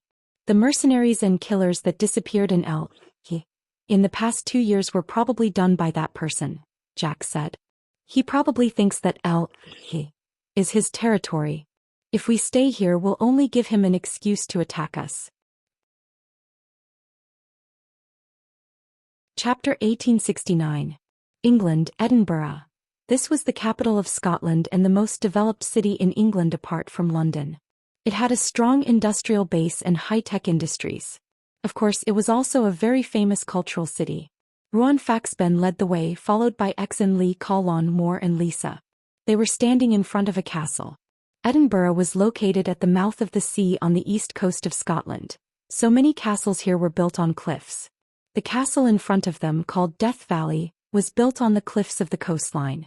Death Valley Castle was not inferior to Edinburgh Castle at all. They didn't know why this castle had such an ominous name. They came to Death Valley Castle today to visit the owner of the castle. However, when everyone entered the Death Valley Castle, an eerie chill assaulted them. It's so uncomfortable here, Colon said, touching his goosebumps. There were some modern appliances in the castle, but the overall style still retained the ancient style. Of course, some damaged areas had been repaired. Due to the original design flaw, the inside of the castle was not transparent. It gave people a particularly eerie feeling. Death Valley used to be the territory of the leader of the rebel army, Earl Nagran Vagris. However, the rebel army was eventually defeated by the government. It's said that Earl Nagran Vagris was hanged in the deepest part of this castle, Ruan Faxben said. Ruan Faxben said, "The castle and the noble title are now inherited by the descendants of Earl Nagrand Vagris." Just then a clear sound of footsteps could be heard. "It's not the rebel army, it's the revolutionary army." A woman walked over. The woman had long blonde hair, was tall and wore high heels. She looked smart and capable. The woman looked at everyone with a condescending gaze. "I'm Nala L, Mr. Vagris's assistant. Are you the one who wants to see Mr. Vagris?" "Beautiful lady, I'm Ruan Faxben." Oh. Ruan Faxben reached out his hand, but Nala L didn't. This made Ruan Faxben feel rather awkward. His hand froze in the air, not knowing whether to withdraw or release it. "Wait here. I'll go inform Mr. Vagris. Although you have an appointment, Mr. Vagris's temper has always been erratic. He might not see you." Knock knock knock. Nala Iyer stepped on the heaven-hating heights and left. Her footsteps were as arrogant as she was. "What an unlikable woman," Ruan Faxburn murmured. "Faxi, it's mainly because you're not likable. You're already in your 40s and you're the kind of person who doesn't care about your appearance. Why do you have to act like a gentleman?" Risa teased. "Shut up. I'm not even 50 yet," Ruan Faxi yelled in annoyance. "If the president is here, he can definitely change that woman's attitude." "Bullshit, the president is so young, how could he have the temperament of a mature man like me? But the guild leader is more charming than you." "That's right, uncle is a perfect man," Exenly said, "handsome, young, gentle, rich and powerful." Ruan Faxben rolled his eyes. "Little girl, you haven't seen your uncle's cruel side, right? If he gets angry, he'll transform into a demon." "Even if he's angry, there must be a reason." Exenly was Qin Zhao's die-hard fan. "Also, I can feel a strong sense of jealousy from your tone. You're jealous of him." Ruan Faxben turned his head away, asking for a snub. Facing a brainless fan, no words could wake her up. Just then Nala Iyer returned. Everyone immediately quietened down. "Mr. Vagris agreed to see you, but you better be mentally prepared." "Mentally prepared for what?" Nala Iyer hesitated. "Mr. Vagris is a bit weird. He always thinks of himself as a vampire." "It's fine," Ruan Faxben said, smiling. "We'll cooperate with his performance." "All right, please follow me." After passing through the long corridors, they finally reached the depths of the castle. A man in classic British aristocratic attire leaned against the window, looking at the sea outside. "Count Vagris." Ruan Faxben put one hand on his chest respectfully and bowed with his head lowered. "Shouldn't vampires hide in dark rooms? Aren't you afraid of the sun shining on you?" Risa tilted her head and looked at the man before her. "It's the sun now. It's in the other direction of the castle. It can't shine here," Nagrand Vagris said. Nagrand Vagris said, "And vampires hate the sun, not fear it." Ruan Faxben knew that one of Qin Zhao's subordinates was a vampire, but he hadn't heard that Qin Zhao was afraid of the sun. Nagrand Vagris waved at Nala Iyer, gesturing for her to leave. After Nala Iyer left, Nagrand Vagris ran his hands through his hair. Everyone sized up the vampire in front of them. "You are the dead Duke Nagrand Varglis?" Ruan Faxburn asked in a probing manner. "Are you surprised? You must have encountered many supernatural creatures, right?" "Quite a few, but it's my first time with vampires," Ruan Faxben said. Ruan said, "But I heard that even vampires don't live more than 200 years, right?" "It's a matter of power," Nagrand said. "When I break through some shackles, I have a lifespan that surpasses my peers. Tell me, what do you want from me? Don't tell me that you want to turn into a vampire. Only ordinary people can do it, and the process is very complicated." "No, we want to know the contents of the Book of Prometheus," Exenly said eagerly. Exenly said impatiently, "You were the one who donated the Book of Prometheus to the British Museum, right? Did you leave a copy?" Nagrand Varglis looked at Exenly in surprise. Your blood looks delicious." Ruan Faxben looked at Nagrand Vagris. "Please don't do anything to these children, especially this girl. Trust me, her parents are very fierce." "I'm fierce too," Nagrand Vagris said with a smile. "Her parents only need to call 23rd generation Blood Mary to come and support her." "Count Nagrand Vagris, are you sure you can handle it?" 23rd generation Blood Mary. Nagrand Vagris' face twitched as if recalling an unpleasant memory. "Forget it, I can't afford to offend her." Chapter 1870. Nagrand Varglas came down from the windowsill and turned to look at them. I have the rubbing of the Book of Prometheus, Nagrand Varglas said. Since you have such a powerful background, the price you're offering shouldn't be low, right? Price? Do I still have to pay? Exenli asked, confused. How much do you want? My uncle gave me a credit card with a limit of $100,000. Nagrand Varglas rolled his eyes. Ruan Faxaban looked at Nagrand Varglas. Then what does the Earl want? Her blood, Nagrand Varglas said, pointing at Exenli. I'm afraid not. Her uncle will kill me. I just need 1,000 milliliters. It's not much, right? It's okay, just 1,000 milliliters. I agree, Exenli said generously. Normally, 500 milliliters was enough for 2 donations. Exenli didn't think it would be a problem. Where's the rubbing? This girl's blood is only the first condition. There are 2 more. Any other requests? Ruan Faxben frowned. Previously, Exenli had exposed their goal in advance. Caused them to be very passive now. After all, they had a favor to ask. They could only accept Nagrand Varglas's request. I want a dragon's tooth and a pure-blood dragon's tooth at that. This. Ruan Faxi's face showed hesitation. But Exenli exposed herself again. That's it? I thought it was something else. We have plenty of dragon teeth. Exenli's tone was very arrogant. Nagrand Varglas raised an eyebrow. Plenty of dragon teeth? I'm talking about pure-blood dragon teeth. Are you sure you have a lot? Not a lot, Ruan Faxben immediately interrupted Exenli. Exenli was too young. She didn't know how dangerous the world was. But we can still give you 1 dragon tooth, Ruan Faxben said. Do you have other parts of pure-blood dragons? Nagrand Varglas asked. Yes, but you should also know how precious these things are. 1 dragon tooth is our bottom line. Don't expect us to pay more, Ruan Faxben said forcefully. All right. Nagrand Varglas rubbed his chin. The 3rd request is that there is a 2-headed ogre hibernating in the West Mountain Forest. I want you to bring the head of this 2-headed ogre to me. Earl, I'm an alchemist. I don't have much fighting power. My role is to babysit them. Now you want me to bring these children to kill a 2-headed ogre?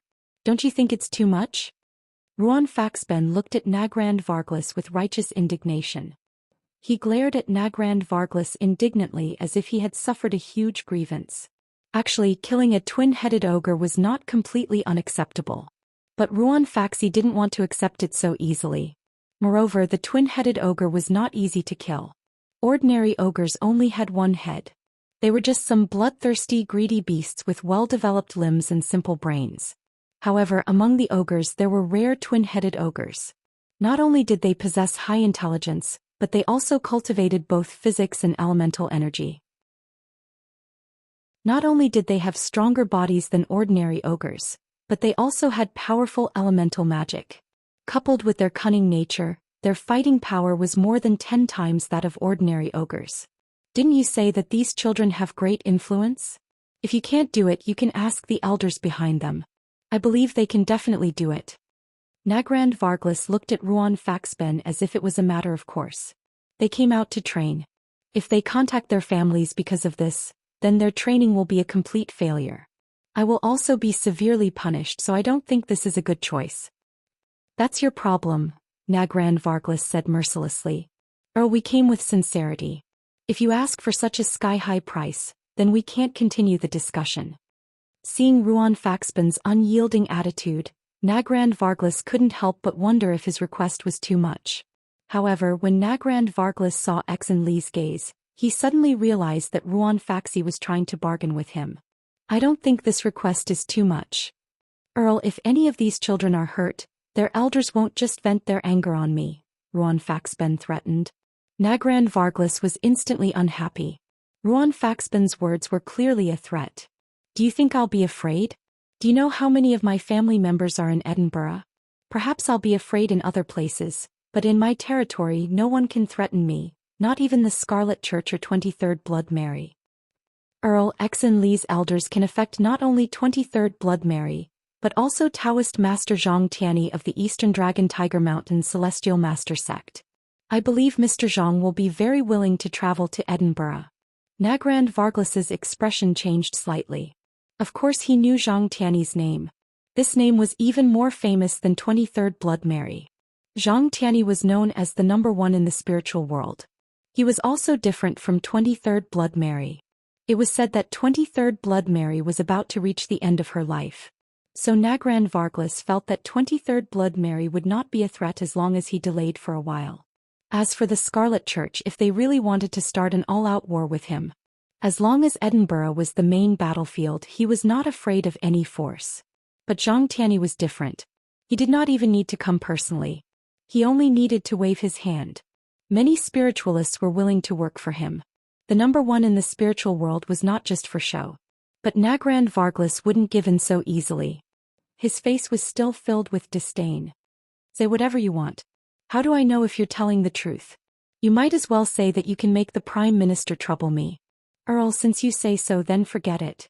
I hope you can still maintain this attitude in the Battle of the Holy Glory. Nagrand Varglas raised an eyebrow. This guy knew about the Battle of the Holy Glory. Those who knew about the Battle of the Holy Glory were definitely qualified to participate. And everyone who was qualified could not be underestimated. Especially when they could influence the two strongest in the world. Chapter 1871. The Battle of Holy Glory was a feast for those at the top of the spiritual world. It was like the Football World Cup. Even Nagrand Varglas couldn't refuse this feast. Nagrand Varglas was also a frequent participant in the Battle of Holy Glory. But if the people behind them could influence the two strongest people in the world, then Nagrand Varglas would be in big trouble. Especially when the Battle of Holy Glory arrived. If Zhang Tiany and 23rd Blood Mary met him head-on, he wouldn't even have a place to hide. The spiritual world was a place where strength mattered. It followed the law of the jungle here. The strength of one's strength represented everything. If Zhang Tiany and 23rd Blood Mary wanted to deal with one person at the same time, no one would dare to make a sound. And if these children were really in danger because of his request or even died, then it would be a grudge that wouldn't end until one party died. In any era, killing someone else's junior or descendant would be a grudge that wouldn't end until one party died. Don't talk about a fair deal. No one would accept such an excuse. You would be the same, let alone the others. Then leave. Since you can't make a deal, you don't have to stay here. Exenli looked at Ruan Faxben anxiously. Riisa shouted, I'm going to kill the two-headed ogre. I'm going. Don't stop me. I can definitely kill the two-headed ogre. Riisa, calm down. The two-headed ogre isn't something we can deal with, Moore said, pulling the noisy Riisa aside. I'm not afraid of the two-headed ogre, Riisa shouted, stomping her feet. I don't care, I have to go. Ruan Faxben's face darkened. He looked at Nagrand Varglas. Earl, if anything happens to them, you'll be in big trouble. You're blaming me for not keeping an eye on the children? Of course I won't blame you, Earl, but their elders might not be as reasonable as me. Nagrand Varglas was even more annoyed. What do you want? We can agree to the first two conditions, but the third one is big trouble for both of us. Give me another dragon tooth, Nagrand Varglas said. Actually, it was useless to have more dragon teeth, but Nagrand Varglas would not let Exenli bleed anymore. After all, 1,000 milliliters of blood would have a certain effect on the human body. If there were any more, if something happened to the girl, that was the real problem. Ruan Faxi thought for a while and finally nodded. Okay. But Nagrand Varglas felt like he had been tricked. These are two dragon teeth. Where's the rubbing? Ruan Faxibin asked. In the British Museum, Nagrand Varglas said with a smile. What? Are you messing with me? Of course not. You can have as many copies as you want. The Book of Prometheus was donated by me to the British Museum, and the curator of the British Museum is my friend. So if I want to borrow and copy the book, it's just a matter of asking. Nagrand Varglas said disapprovingly, the Book of Prometheus was donated by me to the British Museum. Do you have equipment to draw blood here? Nagrand Varglas bared his fangs. Do you think a vampire needs equipment? Trust me, if you dare bite her, you won't live past tonight. Alright, you guys go find the equipment to draw blood. Nagrand Varglas did not believe Ruan Faxibin's words. But he did not want to cause trouble. Let's trade tomorrow, Ruan Faxibin said. We'll give you the blood bags and the rubbing of the Book of Prometheus. Do you want these two dragon teeth back? No, just take it as a deposit, Ruan Faxaben said. Aren't you afraid I won't pay? If you think the 2 dragon teeth are worth the risk, you can try. Ruan Faxaben left the castle with the 4 children. Faxaben, what did you think of my performance just now? Lisa asked proudly. Not bad, but a bit too much. You're already a teenager, but you acted like a child, Ruan Faxaben said. Ruan Faxburn said, you have such a high IQ. I think you should sign up for an acting class. My performance was so perfect. What's wrong with it? Lisa shouted angrily. Mr. Faxaben, we clearly have a lot of dragon teeth. Why don't we trade directly? And can't we beat a 2-headed ogre? Dragon teeth are worthless to us because they were obtained by your uncle. Your uncle has the ability to slay dragons, but others don't. That's why we need to control the number of dragon teeth on the market. If there are too many dragon teeth on the market, then the price will plummet. We'll still be the ones losing out, Ruan Faxaben explained patiently to Exen Li. Unlike Moore and Lisa, who were both smart and different from Colin's more complete worldview, Exen Li had always lived in her family's residential area. She had some contact with the outside world, but not much. Most of her contact was through television or computers. Therefore, she was still very naive and didn't understand these things at all. As for the 2-headed ogre, it's not easy to deal with, Ruan Faxaben said. Even if we're confident, we shouldn't deal with it ourselves. At least we need Nagran Varglas to offer a higher price. Otherwise, we'll be working for nothing. But we only want the Book of Prometheus. We don't need anything else. The Book of Prometheus is written in ancient Greek. Can you understand it? Or do you think any of us can understand it? Can that vampire count read it? I don't know, but as an old monster who's lived for more than 200 years, he's definitely more knowledgeable than us. He's definitely more likely to understand ancient Greek. Did I almost ruin things just now? Exen Li asked. Ruan Faxaben took a deep breath. Exen Li had indeed ruined things. If Exen Li hadn't interrupted, Ruan Faxaben was confident that he could get the rubbing at a lower price. But he definitely couldn't answer yes directly. Faxen Li was traumatized because of this. Qin Zhao would kill him. It's okay. This is why the president asked you to come out. You still have many things to learn. Mr. Faxaben, I promise I won't interrupt again, Exen Li said firmly. Chapter 1872. Old Zhang, can I ask you something? I don't have a ticket. I don't want a ticket. Then tell me. Do you have an anonymous ticket? Anonymous, my ass. The Battle of Holy Glory is such an honorable thing. Every participant wants their name above their head. Why do you want an anonymous ticket? What's in your head? Zhang Tianyi opened his mouth and spat at Qin Zhao, making Qin Zhao bleed. If you don't have one, then don't be so agitated. I'm hanging up. Wait. A few days ago, a mysterious expert appeared in Vietnam and killed that flood dragon. Did you do it? What flood dragon? That's just an eel, okay? Don't you know that scaled primates can turn into dragons? So what? I don't think that eel is that strong. That guy is from the Jin River. Do you know that after that eel? No, after you killed the flood dragon, the river flooded? Luckily, it's just a tributary of the Mekong River. Why didn't you tell me earlier? If that guy is so important, why didn't anyone stop Blood Mary when she listed it as a red mission? You're too late. That's because I've never thought that anyone could kill it. It has the power of the river. It's not an exaggeration to say that it's a water god. In that tributary, it's almost impossible to kill it. It has endless power. Qin Zhao thought about it. The big eel's recovery seemed to be really unusual. It was clearly weaker than Qin Zhao and Tamamo no Mei. However, its regenerative ability was astonishing. Qin Zhao had smashed its head with a punch and it could still heal. This was more or less an immortal body. So it was because it had the power of a river. That river should be considered as its domain. If not for the Black Trident, Qin Zhao probably couldn't do anything to it. You took its beast core? What beast core? I don't know. Stop bullshitting. We've met a few times. I've long noticed that you have the aura of lightning water. No, the flood dragon is also lightning water. You must have noticed its beast core, Zhang Tianyi said with certainty. Give me the water beast core. You're going too far. I risked my life to kill that eel, yet you're asking for half of the spoils of war right now. I'm helping you clean up. Zhang Tianyi cursed. That beast core is to create a new river god. Otherwise, that tributary will flood so much land. Do you know how many people will lose their homes? Qin Zhao gritted his teeth. He'd thought that he'd gotten rid of a disaster for the people. Give me another 1,000,000 and donate it to the local victims. I can give it, but I don't have money. I'm accumulating good karma for you. Even if you're not afraid of karma, you should think about your family and children.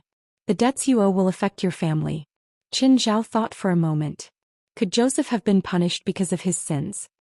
I suddenly feel sad when I think of the victims. Is 1,000,000 enough? Should I donate more? Qin Zhao paused.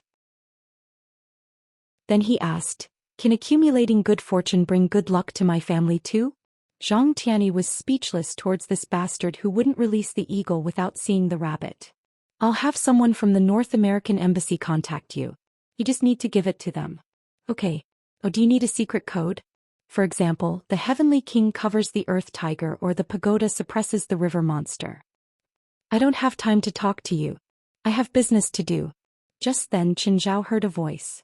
Thank you for the Manchu Han Imperial Feast. Love you. This disrespectful old thing was watching the live stream of an online streamer again. Old Zhang, I need to put this donation to good use. Give me the receipt. If I find out that the money went to some streamer, I'll go to Dragon Tiger Mountain to ask for it personally. Who do you think I am? I'm doing it with a learning attitude to promote Taoism. You're also doing it with a learning attitude. It's called respecting the content of the show. Since it's learning, of course I have to pay. If you live stream subduing demons, you'll definitely have more than 1,000,000 fans. I want to, but if I dare to do that, I'll be sent to jail tomorrow for spreading feudal thoughts. I'm hanging up. Qin Zhao couldn't be bothered to continue arguing with Zhang Tianyi. Not long after he hung up the phone, a car entered the territory of the Mingyue villa. A square-faced man walked up to Qin Zhao. He emitted surging magic power.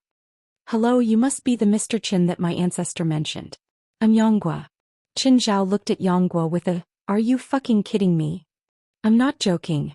Yonggua looked at Qin Zhao seriously. It was as if he had read Qin Zhao's unspoken words. It was definitely not his first time in such a situation. Can you tell me what you've been through? Because of this name I hid abroad, Yonggua said gloomily.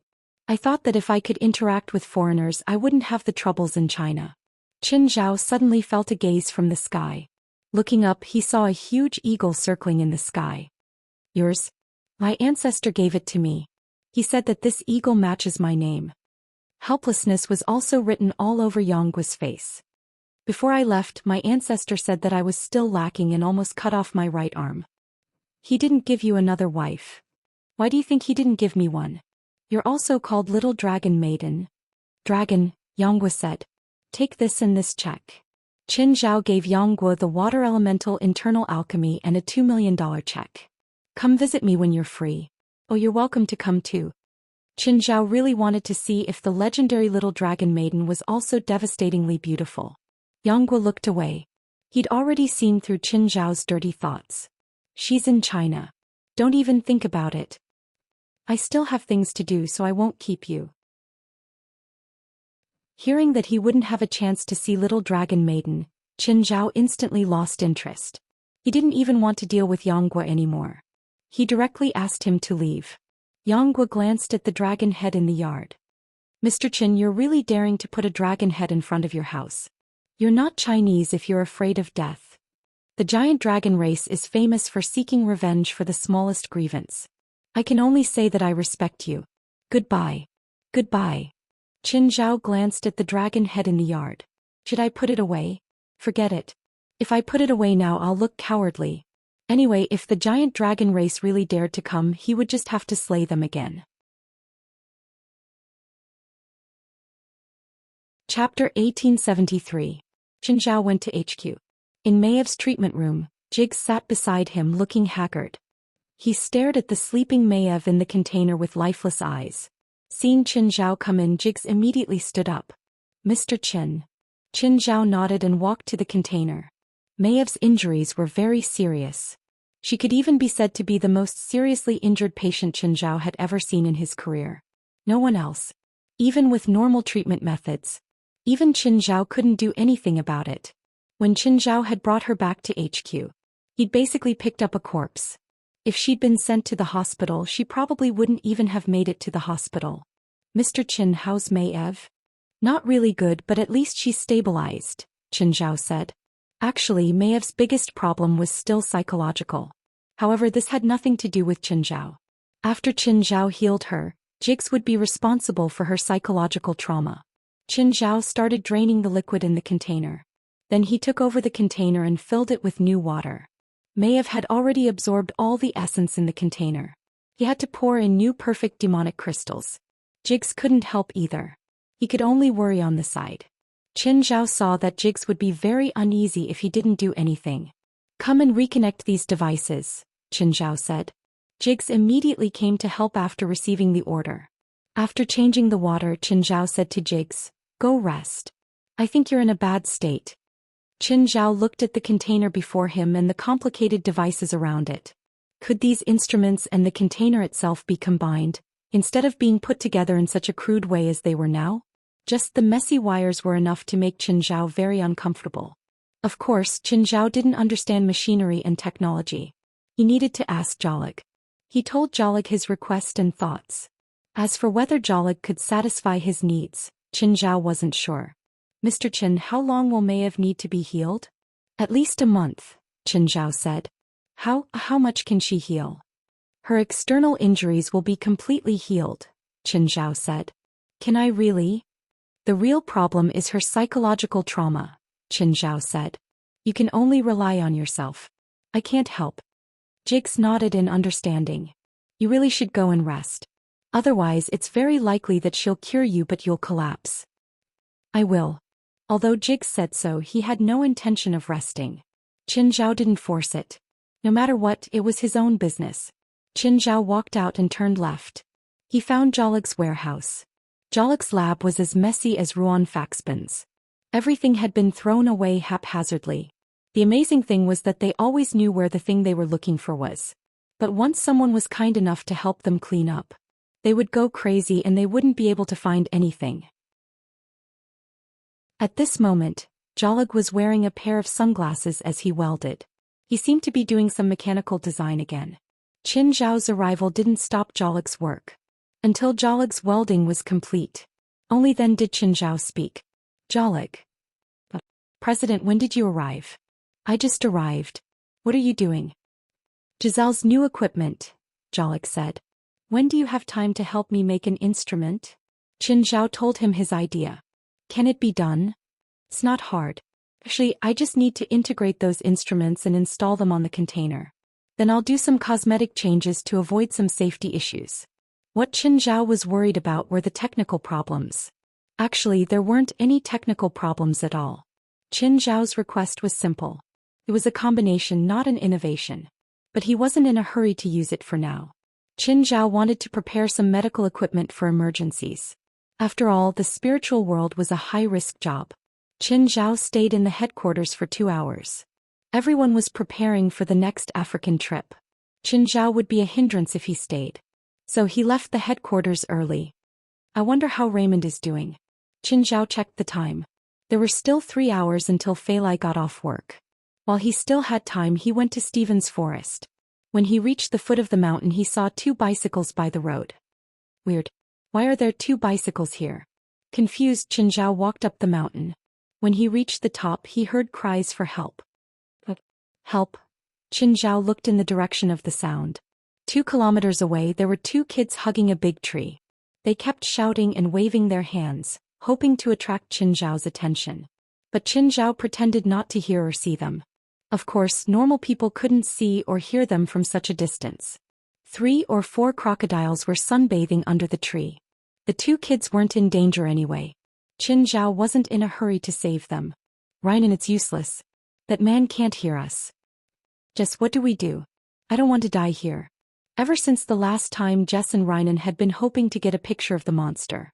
Then they snuck here and hid in the tree with enough equipment and food.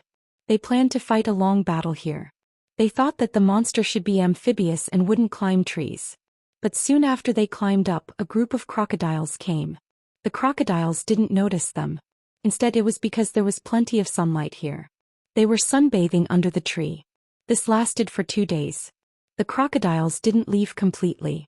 After one left, another group came. This also caused the two of them to be trapped on the tree. This caused the two of them to be trapped in the tree for 2 days. They ate, drank, and pooped on the tree. They couldn't sleep at all. They were afraid that they would fall down if they fell asleep. At first they hoped that Frank would come again. But after 2 days Frank still didn't come. There was no signal here at all. Their phones were all out of battery in 2 days. This made them sink into despair. Just then the person came. But the tree they were hiding in was a bit off the road. As a result, the person didn't hear their cries at all. They didn't know that Qin Zhao did it on purpose. Qin Zhao didn't know who the two kids were. If they didn't have anything to do with Stephen, he would call the police after they went down the mountain. 9 Heavens Divine Emperor. Chapter 1874. Qin Zhao's small world spread out. It covered more than half of the lake. There were clearly fewer crocodiles here. There were probably less than 1/10 of the entire lake now. However, the fewer they were, the harder it was to clear them out. Qin Zhao looked at the lake. Then he took off his clothes and dove into the water. Rhinan and Jess cried out again on the treetops in the distance. There were water monsters and crocodiles in the water. Going into the water was suicide. But the man clearly couldn't hear them. He still dove into the water. Soon Qin Zhao sank into the water. He didn't come up again. It was obvious that the man must have been killed. He was either eaten by a water monster or drowned by a crocodile. Qin Zhao had indeed been bitten by a crocodile. Qin Zhao dove into the water and pinched the crocodile that bit him to death. Just then Raymond sensed Qin Zhao's arrival and swam over. "Master, let's work harder and kill all these bugs," Raymond complained. "These crocodiles are too disgusting. That asterisk shoal Frank hasn't come for the past 2 days. If I see him again I'll eat him." "Fine." Qin Zhao opened up the small world completely. Everything inside was within his perception. Then he started hunting the crocodiles. With Raymond and Qin Zhao working together, the hunting speed was even faster. As long as the small world enveloped them, the crocodiles had nowhere to hide. Qin Zhao and Raymond could accurately track the crocodiles' movements.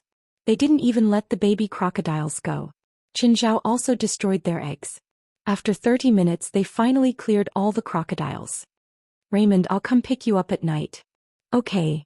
It wasn't convenient to move during the day. Rhinan and Jess in the distant tree suddenly saw the man who had disappeared from the lake for half an hour float to the surface of the water again.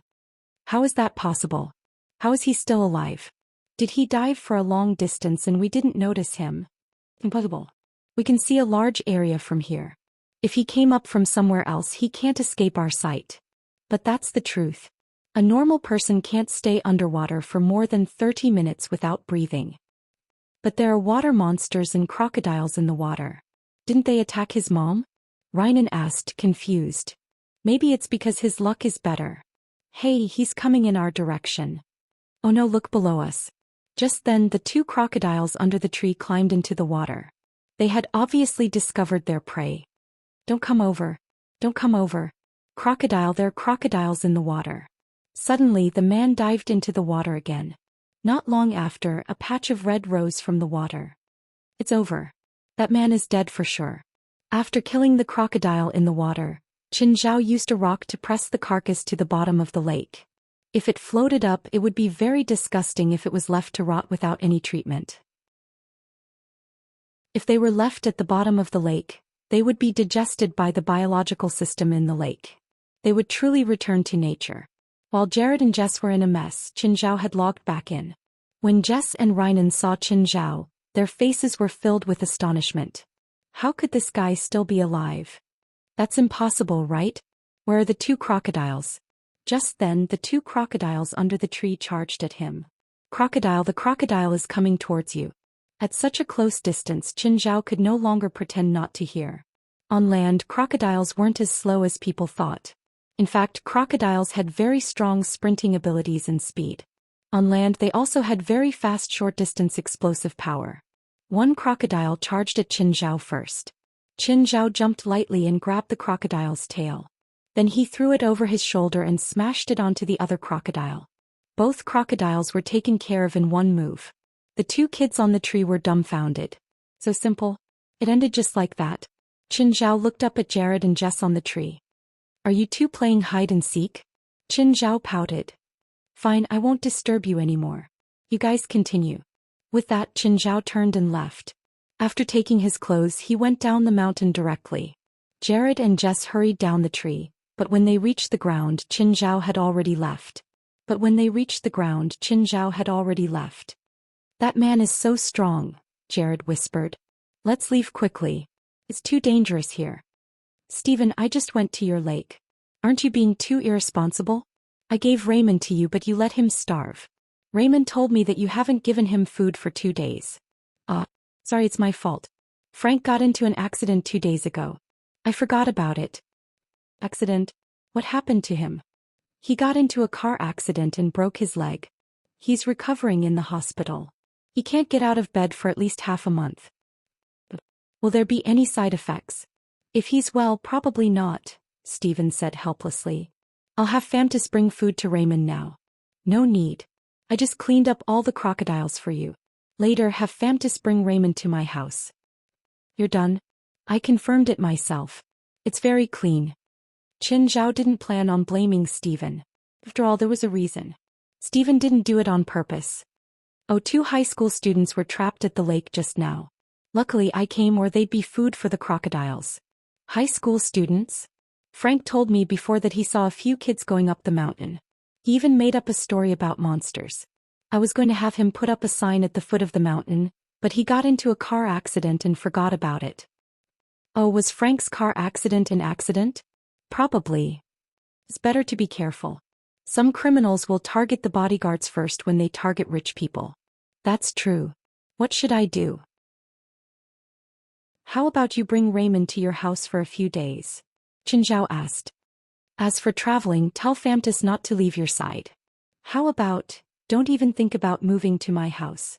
You're not welcome there. Do you have to be so stingy? Why are you so petty? We are brothers. Fuck you, I don't have a brother as big as you. Also, did you forget that you took tens of millions of dollars worth of wine from my house last time? I left a note. You even gave the note to little Larissa and made her put it in her mouth. That's your fault. You didn't teach little Larissa well. Chapter 1875. Here's 1,000 milliliters of Xin Li's blood. Ruan Fax Ben threw a blood bag to Nagrand Vagris. Nagrand Vagris held the blood bag and took a deep breath, even though it was separated by the material. Even though it was through the material, Nagrand Vagris seemed to be able to smell the blood inside.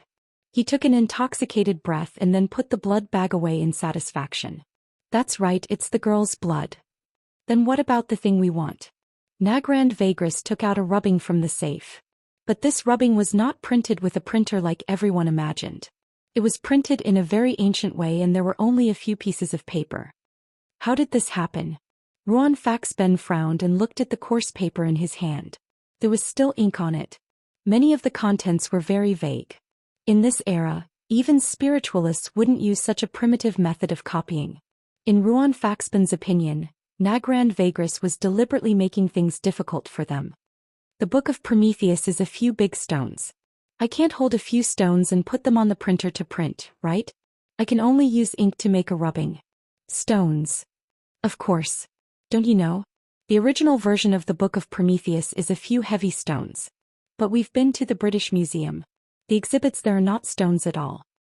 That's fake, Nagrand Vagris said calmly. The real Book of Prometheus is just a few stones. I have no reason to lie to you. Fine. Ruan Fax Ben did not want to argue anymore. He looked at Nagrand Vagris and said, Count, do you know ancient Greek? It's very expensive for me to translate and I don't like to be threatened. This time Nagrand Vagris said the ugly part first. After all, he had been threatened a few days ago so he had to back down. Zhang Tianyi and the 23rd Blood Mary were too famous and illustrious. Even if he could not guarantee that they were related to these two, Nagrand Vagris did not want to be enemies with them. But he was unwilling. After all, he was not a charity. He was not related to them and always used them to threaten him. No matter who the other party was, it was unbearable. So Nagrand Vagris made up his mind not to back down. Tell me your conditions, Sir Count. I still have the same request. Help me kill the twin-headed ogre. Just then Ruan took out a small bottle. After opening the bottle he flipped it over. 2 small balls rolled out from inside. Ruan Faxben sprinkled some magic powder on the ball. In an instant the 2 balls turned into 2 huge heads. These 2 heads were several times the size of an ordinary person. The bloody head rolled to the ground. Nagrand Vagris raised an eyebrow and went forward to check. Really, was that hateful twin-headed ogre? They actually killed the twin-headed ogre? Nagrand Vagris looked at Ruan Faxben in bewilderment. Did he do it? Or was it the power behind them? Nagrand Vagris had been fighting this 2-headed ogre for more than 100 years. Neither side could do anything to the other. But in this case Nagrand Vagris had suffered a huge loss. Because in the past 100 years he had lost hundreds of subordinates or family members. And almost all of them had become food for the twin-headed ogre. This twin-headed ogre was different from ordinary ogres. He would directly attack anyone he saw. This twin-headed ogre understood the rules of humans and would not attack ordinary people at all. Even if he ran out of food he would at most attack the cows and sheep in the nearby farms. So even though the government knew of the existence of this twin-headed ogre, they ignored him. They were even happy to see Nagrand Vagris and this twin-headed ogre fight each other. Of course, Nagrand Vagris knew the sinister intentions of the government. But he had no other choice. This twin-headed ogre was not only powerful, but he also never left the mountains. In the past he had led teams into the mountains to surround him. Most of them fell into his traps and died. Nagrand Vagris's strength was only on par with this twin-headed ogre. Neither had the strength to kill the other. This made Nagrand Vagris think of relying on outsiders to eliminate the twin-headed ogre. Of course, even if he made a request to Ruan Faxben and the others, he did not think that Ruan Faxben and the others could solve it. From his point of view, it would be best if he could attract the people behind them to make a move. But he did not expect that Ruan Faxben would directly throw this cunning twin-headed ogre's head in front of him. Nagrand Vagris thought again. If it was the people behind them. They had entered Edinburgh's territory without him noticing. This meant that the other party's strength was not to be underestimated. After all, Edinburgh was his territory. However, the other party was able to come and disappear without a trace. If they could kill this twin-headed ogre without a sound, then they most likely had the ability to kill him too. This made Nagrand Vagris wary of Ruan Faxben and the others. We have fulfilled your request. Now it's time for you to carry out your duty. Ruan Faxben smiled at Nagrand Vagris. These 2 heads should be enough to intimidate the other party. You need to wait here for a while, Nagrand Vagris said. I need time to translate. This book of Prometheus was yours in the past. Have you not translated it at all? Do you know what the literacy rate was in ancient Greece? Does your question have anything to do with your translation of the book of Prometheus? It's 1%. In that era, ancient Greece had a population of millions, but only a few thousand people could read. Most of them were spiritualists and only a few were nobles. Nagrand Vagris said, and those nobles only knew the simplified version of the ancient Greek language. I still don't understand. Ancient Greek characters contain a mysterious power. This mysterious power cannot be translated and can only be identified through specific magic. In the past, when I had the Book of Prometheus, I only translated the simplified version. Only after I had a breakthrough in my strength did I realize that I had neglected the true content of the Book of Prometheus. How long will that take? I'm not sure. Nagrand Vagris said, identifying the mysterious Greek language requires a huge amount of magic. Chapter 1876. Does that mean I can translate the Book of Prometheus as long as I master this recognition spell? Of course it's not that simple. You also have to master ancient Greek. Recognition spells and ancient Greek are both necessary. Then give me a specific time. It's a long process, Nagrand Vagris said slowly. I can't rush it. But we won't be in England for long. I can't do anything about that. How about this? I'll inform my superior and ask him to invite you to our place to translate. Trust me, we can provide you with a stable and quiet environment.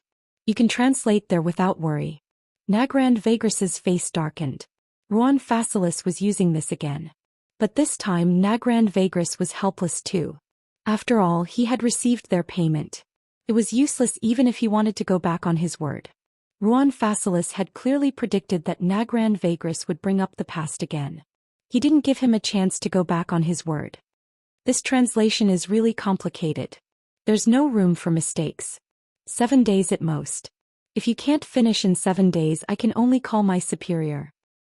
You're making things difficult for me. But you're making things difficult for me too. Ruan Facilis had a smile on his face. He knew people like Nagran Vagris very well. If he didn't force him, if he wasn't forceful, he would be the one to take the initiative. Ruan Facilis knew very well that they wouldn't get Qin Zhao's support for this risky operation. Qin Zhao hoped that they would run into trouble halfway and then return dejectedly. But Ruan Facilis and Lisa would definitely be punished by Qin Zhao. After all, they were the ones who started this. The only thing they could do now was to borrow Qin Zhao's power. They could only threaten Nagran Vagris with groundless threats. Nevertheless, Ruan Facilis wasn't afraid that Nagran Vagris would really ask for proof. After all, Blood Mary of Windao 23 and Zhang Tianyi of Dragon Tiger Mountain wouldn't be exposed. They definitely wouldn't give themselves away. Plus, Ruan Facilis was very confident. Nagran Vagris didn't dare to really ask for proof. I can return 1 dragon tooth to you. Hand over the money, hand over the goods. There's no reason to return the commission you've paid. Ruan Faxi was a veteran. How could he let Nagran Vagris go back on his word? If Nagran Vagris really dared to break the rules, Ruan Faxi would really call Qin Zhao and kill this old monster, even if it meant destroying everything. A week is too short, Nagran Vagris said. It wasn't that he didn't have a way, he just didn't want to pay such a huge price. Use recognition spell to identify the ancient Greek characters in the Book of Prometheus. It required too much mana. If Nagran Vagris really translated all the content in a week, he wouldn't be able to do it. In that case, he would become a cripple. If the other party offered a high enough price, he could even stay in bed for half a year. However, the price that the other party had offered was merely to meet his standards. Even if they did, they wouldn't be able to earn much. Why don't you let me bite this girl and I promise to translate it for you in a week? Count, I don't like to joke around. I don't like to joke around either. The price you're offering isn't enough. What else do you want? Nothing. A month, Nagran Vagris said. It can't be shortened. 10 days at most, 10 days. Ruan Faxi only took a small step back. In the end, the two bargained for a while and agreed on 15 days. Nagran Vagris might be a noble, but he was very low-key most of the time. After all, to humans he was an anomaly. He tried not to fight if he could. He also didn't want to have a grudge with others. Especially when the other party's identity was unknown and he was very powerful. Ruan Faxi didn't want to force him too much either. After all, he was just using his connections to intimidate others. Thus, both sides took a small step back. After Ruan Faxben left with his men, Nagran Vagris looked at the rubbing of the Book of Prometheus and immediately felt a headache coming on. Translating the Book of Prometheus was also a big problem. The ancient Greek characters were divided into simplified version and mysterious version. In ancient Greece, most nobles only learned the simplified version. The mysterious version required one to learn the simplified version and be proficient in special recognition spells. Then they could be translated with recognition spells. Before Nagran Vagris donated the original version of the Book of Prometheus, he had translated it once. But at that time he wasn't strong enough and didn't have recognition spells. Therefore what he translated was only a simplified version. Later on, he inadvertently mastered a special identification spell. It was only when he saw the original Book of Prometheus in the British Museum that he realized that he had missed out on something. But to activate the recognition spell, it required a huge amount of magic power. Nagran Vagris didn't think of translating it again. After all, it was a thankless task. But this time he could only brace himself to translate. Famtis sent Raymond to Stephen's villa. Evan immediately dodged Raymond. He had seen Raymond before, but at that time Raymond was just a small snake. Now Raymond was more than 10 times his size. Even though the smell was similar, Evan still didn't dare to approach Raymond. Stephen came out to greet Raymond in his big pants. Raymond dashed out of the container. Stephen and Raymond greeted each other. Raymond, I'm sorry for starving you for 2 days. Raymond curled up into a ball and ignored Stephen, sunbathing by the pool. Judging from Raymond's appearance, he was clearly holding a grudge against him. Stephen changed the topic awkwardly. Fam, just go get Raymond some food. Stephen also wanted a pet like Raymond. Not only was he smart, but he was also unique. Stephen sat beside Raymond. Raymond's cold body made him feel very comfortable. Raymond's body was also very soft. It wasn't as hard as leaning against a rock. Femutus also brought Evan here every day. Stephen also liked to rest against Evan's body. But different from Raymond's body, Evan's body temperature was quite high. It wasn't suitable for him to lean on for too long. Especially in LA in October, the weather was rather dry and warm. In winter there was basically heating indoors. Stephen had a lot of trust in E when after interacting with her for so long. Of course, Evan was just a regular jaguar. He was still very different from the pets at home. Chapter 1877. Qin Zhao's family gathered together for dinner. Only Xin Li's seat was empty, but they still turned on the video call so that Xin Li could watch them eat. Xin Li, how's your progress? Not bad. We found the original owner of the Book of Prometheus, but because the book is in ancient Greek, we're waiting for the translation. Ancient Greek? I know someone who knows ancient Greek. Do you need me to contact her? Qin Zhao remembered that the 23rd Blood Mary knew ancient Greek. If Xin Li needed it, he could help her contact her. No need. I want to find the golden apple step by step. Xin Li bit the apple in her hand. Is this your dinner? Qin Zhao asked. Is there a limit on that credit card? Do you need me to increase it? This is supper. Xin Li looked at the sumptuous dinner in the video and gulped. Uncle, you're tempting me to eat supper. It's okay. It's good to be able to eat, especially for a kid your age. Plus, if you get fat, I can personally arrange a weight loss plan for you. Sister Xin Li, do you have good food at your place? Jerlin asked. Xin Li's cheeks twitched. The worst thing about England was the climate and food. Edinburgh wasn't too bad. When they stayed in London, their jackets had to be waterproof. If it was a cotton coat, they would be a few kilograms heavier. As for English food, she just had sandwiches, burgers, fries, roast meat, and some vegetable salad every day. She'd even fantasized about trying world-famous food and looking up at the starry sky. But it was definitely not a beautiful experience of eating delicious food. Sister Xin Li, when are you coming back? Remember to bring good food for Jerlin. Jerlin looked at Xin Li in the video with big watery eyes. Me too, me too. Little Larissa also shouted. She was still in Fei Lai's arms, but she was the most passionate about food. Little Larissa had learned many new words recently. She had learned a few common words. She had to admit that Larissa's talent in languages was better than Jerlin's. However, Jerlin's talent in swimming was much better than Larissa's. Did anyone bully you? No, uncle. Don't think the outside world is so dark. We haven't fought a single battle yet. Is it true? Qin Zhao asked casually. But Qin Zhao's tone gave Xin Li a lot of pressure.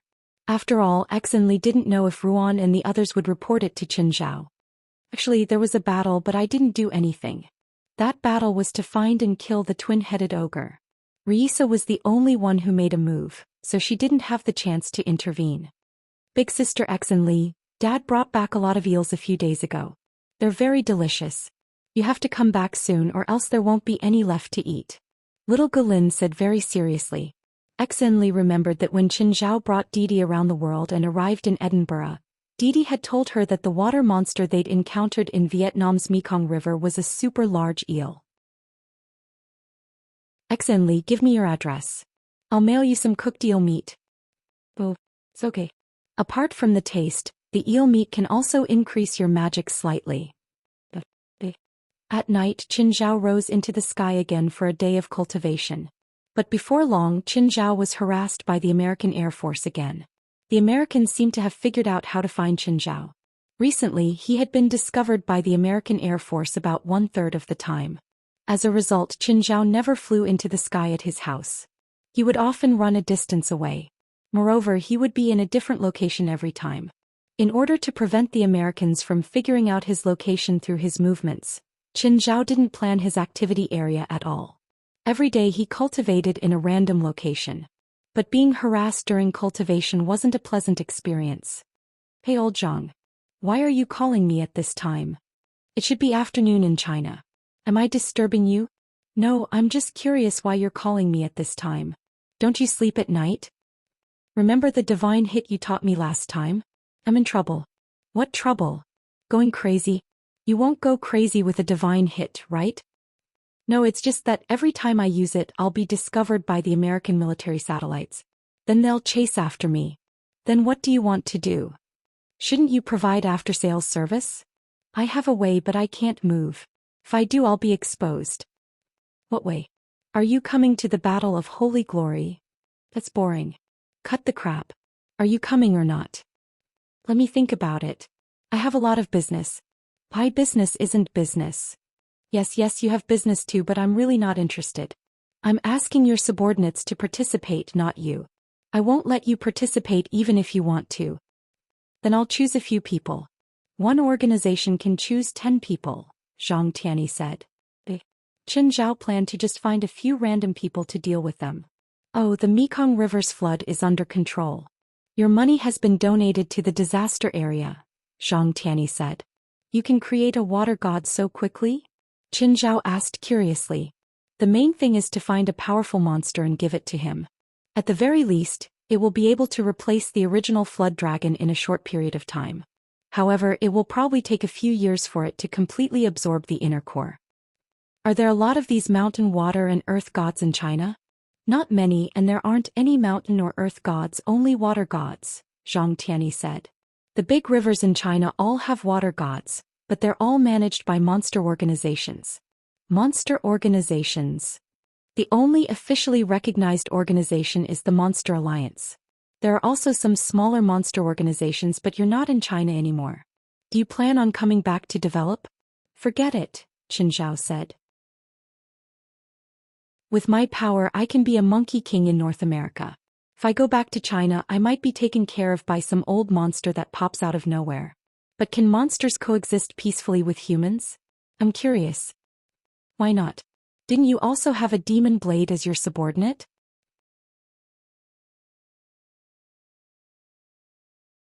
Chapter 1878.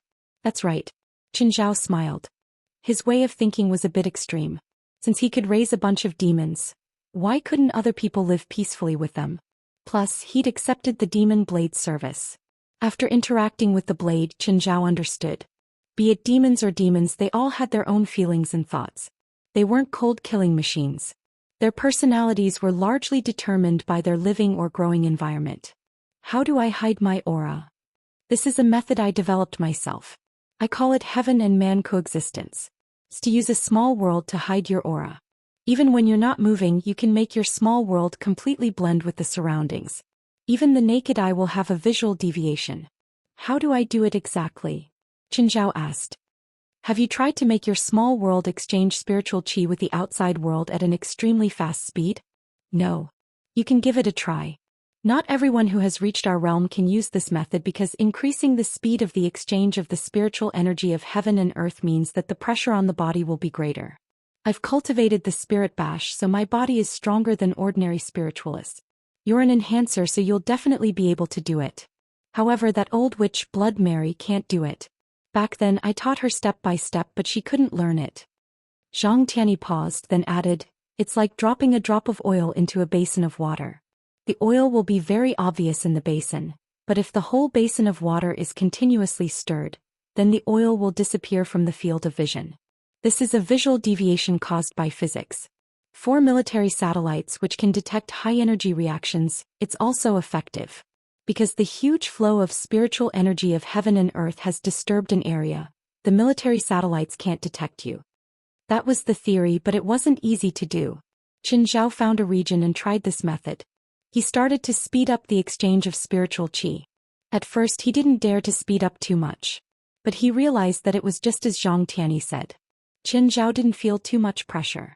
Then he doubled the speed of the exchange of spiritual qi. He still didn't feel uncomfortable. 2 times, 3 times, 4 times.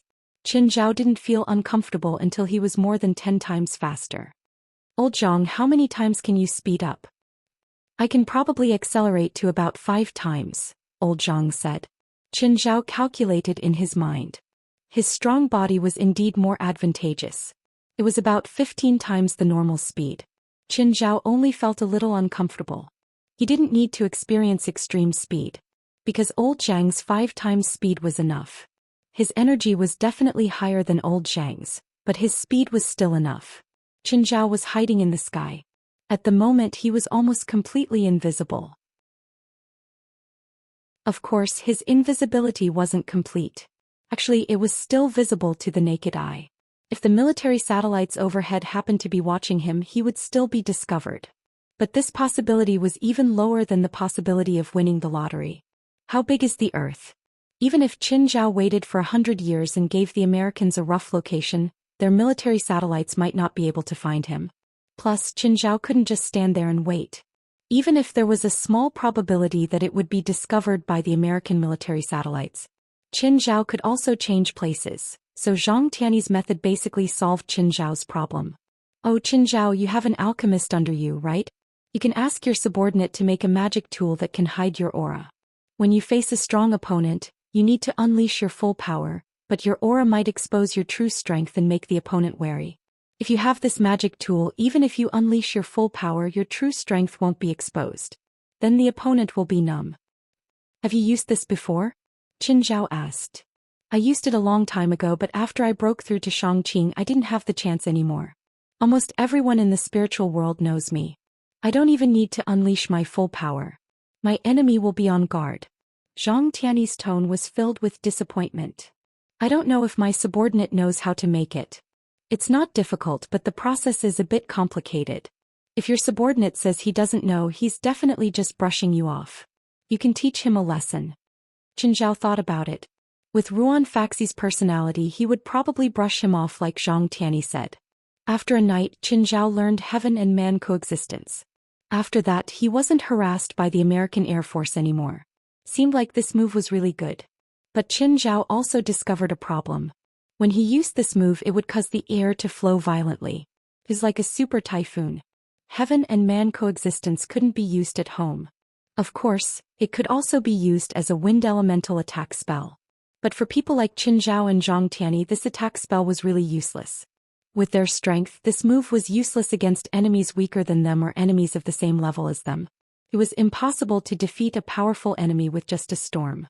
Of course, heaven and man coexistence's effect was the same as wind elemental magic. It actually had nothing to do with it. In fact, this storm was just a byproduct of heaven and man coexistence. Qin Zhao's current 1,000-meter small world could almost create a small super typhoon. It sounded powerful and could affect the weather in a small area. But in reality, this move was also useless against normal people. Qin Zhao's abilities weren't used to create disasters for normal people. Qin Zhao's heart jumped. Since Zhang Tiany could develop a use for the small world, there might be other uses for it. Maybe he could develop other uses for it too. But just then the sun rose. Qin Zhao put away God's strike and quickly descended.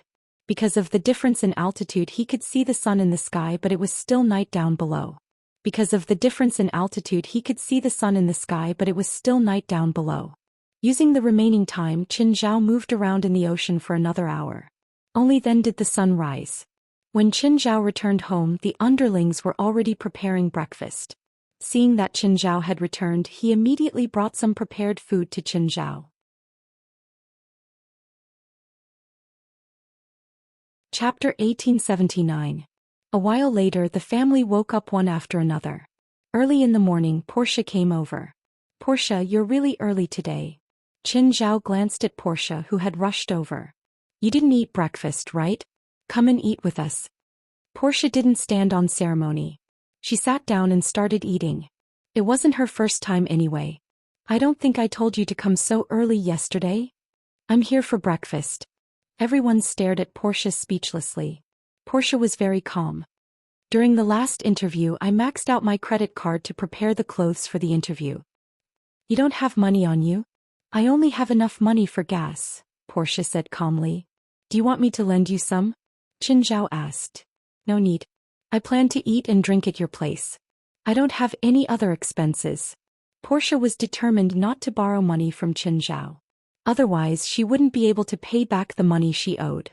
To be honest, the cost of living in Los Angeles was really high. Portia decided to grit her teeth and persevere. What about your water, electricity, and insurance? The water and electricity stopped a long time ago, Portia said. Unlike in China, even if one owed water and electricity, it could usually last for a few months. The water company and electricity bureau wouldn't necessarily cut off the water and electricity. In America, if you owed water and electricity for a month, the electricity company and water company would make you go back to primitive society. Qin Zhao couldn't imagine that kind of life. However, he wouldn't pity Portia.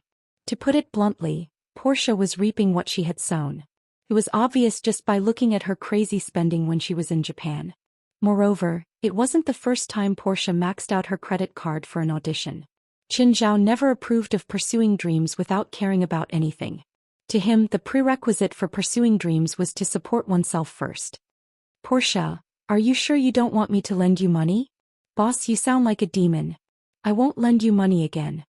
Qin Zhao didn't borrow money for free. He had to pay interest. Portia's monthly interest on the money she owed him was $700 to $800. Of course, it was even scarier if the bank debt was included. Although Qin Zhao gave Portia a high weekly salary, Portia's salary was very high. However, with Portia's extravagant spending habits, she still couldn't make ends meet. In fact, with Portia's salary, she would be considered a high-income person in any country or region in the world. However, Portia still lived her life as a member of the Moonlight Clan. However, this was also the consumption concept of most Americans. Spend in advance, enjoy in advance. The price was a huge debt. Of course, Portia's spending couldn't compare to Qin Zhao's. But no matter what he spent, it was all in cash. Qin Zhao had a credit card, but he basically paid it on time. All of Qin Zhao's expenses were within the amount of his bank account. Of course, Qin Zhao would not criticize Portia, because they had different ideas. Therefore, there was no right or wrong. It was the consumption concept that was nurtured by the environment of the two countries. Portia, help me make an appointment with Felwood Cisco. Ask him to come to Mingyue Villa. Portia hurriedly wiped her mouth and stood up to call Felwood Cisco. But there was no response. After a while, Portia looked at Qin Zhao awkwardly. Boss, can you lend me $20? I owe my phone bill. Qin Zhao was speechless. He took out $100 in cash. Boss, I want to charge my phone bill. How do I top up if you give me cash? Never mind. Qin Zhao helped Portia top up her phone bill with $100. Hello, Mr. Felwood. I'm Portia, Mr. Chen's assistant. Hello, Miss Portia. How can I help you? Mr. Chen asked you to come to Mingyue Villa today. Are you free? I'm free, of course I'm free. Felwood accepted without any hesitation. He did not care why Qin Zhao wanted to see him. Even if Qin Zhao wanted to chat with him, Felwood would come. Felwood came very quickly. Qin Zhao had not even eaten the table yet. Felwood, you haven't eaten breakfast yet, right? Come and eat with us. Then I won't stand on ceremony. Felwood had worked with Qin Zhao many times, so they were rather familiar. At the table, Felwood Cisco asked, Mr. Qin, may I know why you called me here? I have a friend who wants your company to build a new house for him. It's my honor. Felwood was very happy. Qin Zhao didn't just ask him to build his house. He even introduced his friend to him. This was a very valuable resource for him to build connections with. He'll be here soon. Wait a moment. Okay, I'm not in a hurry. Felwood nodded. Wait here for a moment. If you need anything, tell Portia. I need to do some morning exercise. Of course. Please help yourself. Felwood Cisco was no stranger to this place. After all, he'd built the house. Felwood came to the front yard and saw Qin Zhao swimming in the sea. The children, on the other hand, were playing without any worries. This was the life of a rich person. Mr. Felwood, would you like something to drink? Portia walked up and asked. I seem to have eaten too much for breakfast. Pour me a cup of black tea. Okay, please wait a moment. A while later, Portia came over with the black tea. Thank you, Miss Portia. Is that Mr. Chen's yacht? So beautiful. The boss still thinks that it's small. He has another yacht that's being ordered. It cost more than $300 million. Felwood Cisco gasped. That was way too rich. $300 million. It could probably be ranked among the top 10 yachts in the world, right? Although Felwood Cisco was considered a rich man, however, most of his assets were in his company. His engineering company was valued by the bank at around $200 million. He had 60% of the shares, so his personal assets were more than 100 million. However, his liquid funds were less than $5 million. He didn't even have $1 million in cash. He naturally couldn't spend as much as Chen Zhao. Not to mention the Hydra and the unfinished super yacht. The cars in the garage alone were probably worth more than $20 million. Falwood also knew that the house's AI butler system would cost tens of millions of dollars. You're tuning in to the Dreamy Chapters YouTube channel. We're so grateful for your support, and don't forget to subscribe to join us on this incredible journey through captivating stories. Your generosity through donations truly makes a world of difference, as it's the primary source of revenue that allows me to expand and enhance this channel for you. Thank you from the bottom of my heart for being a part of this adventure.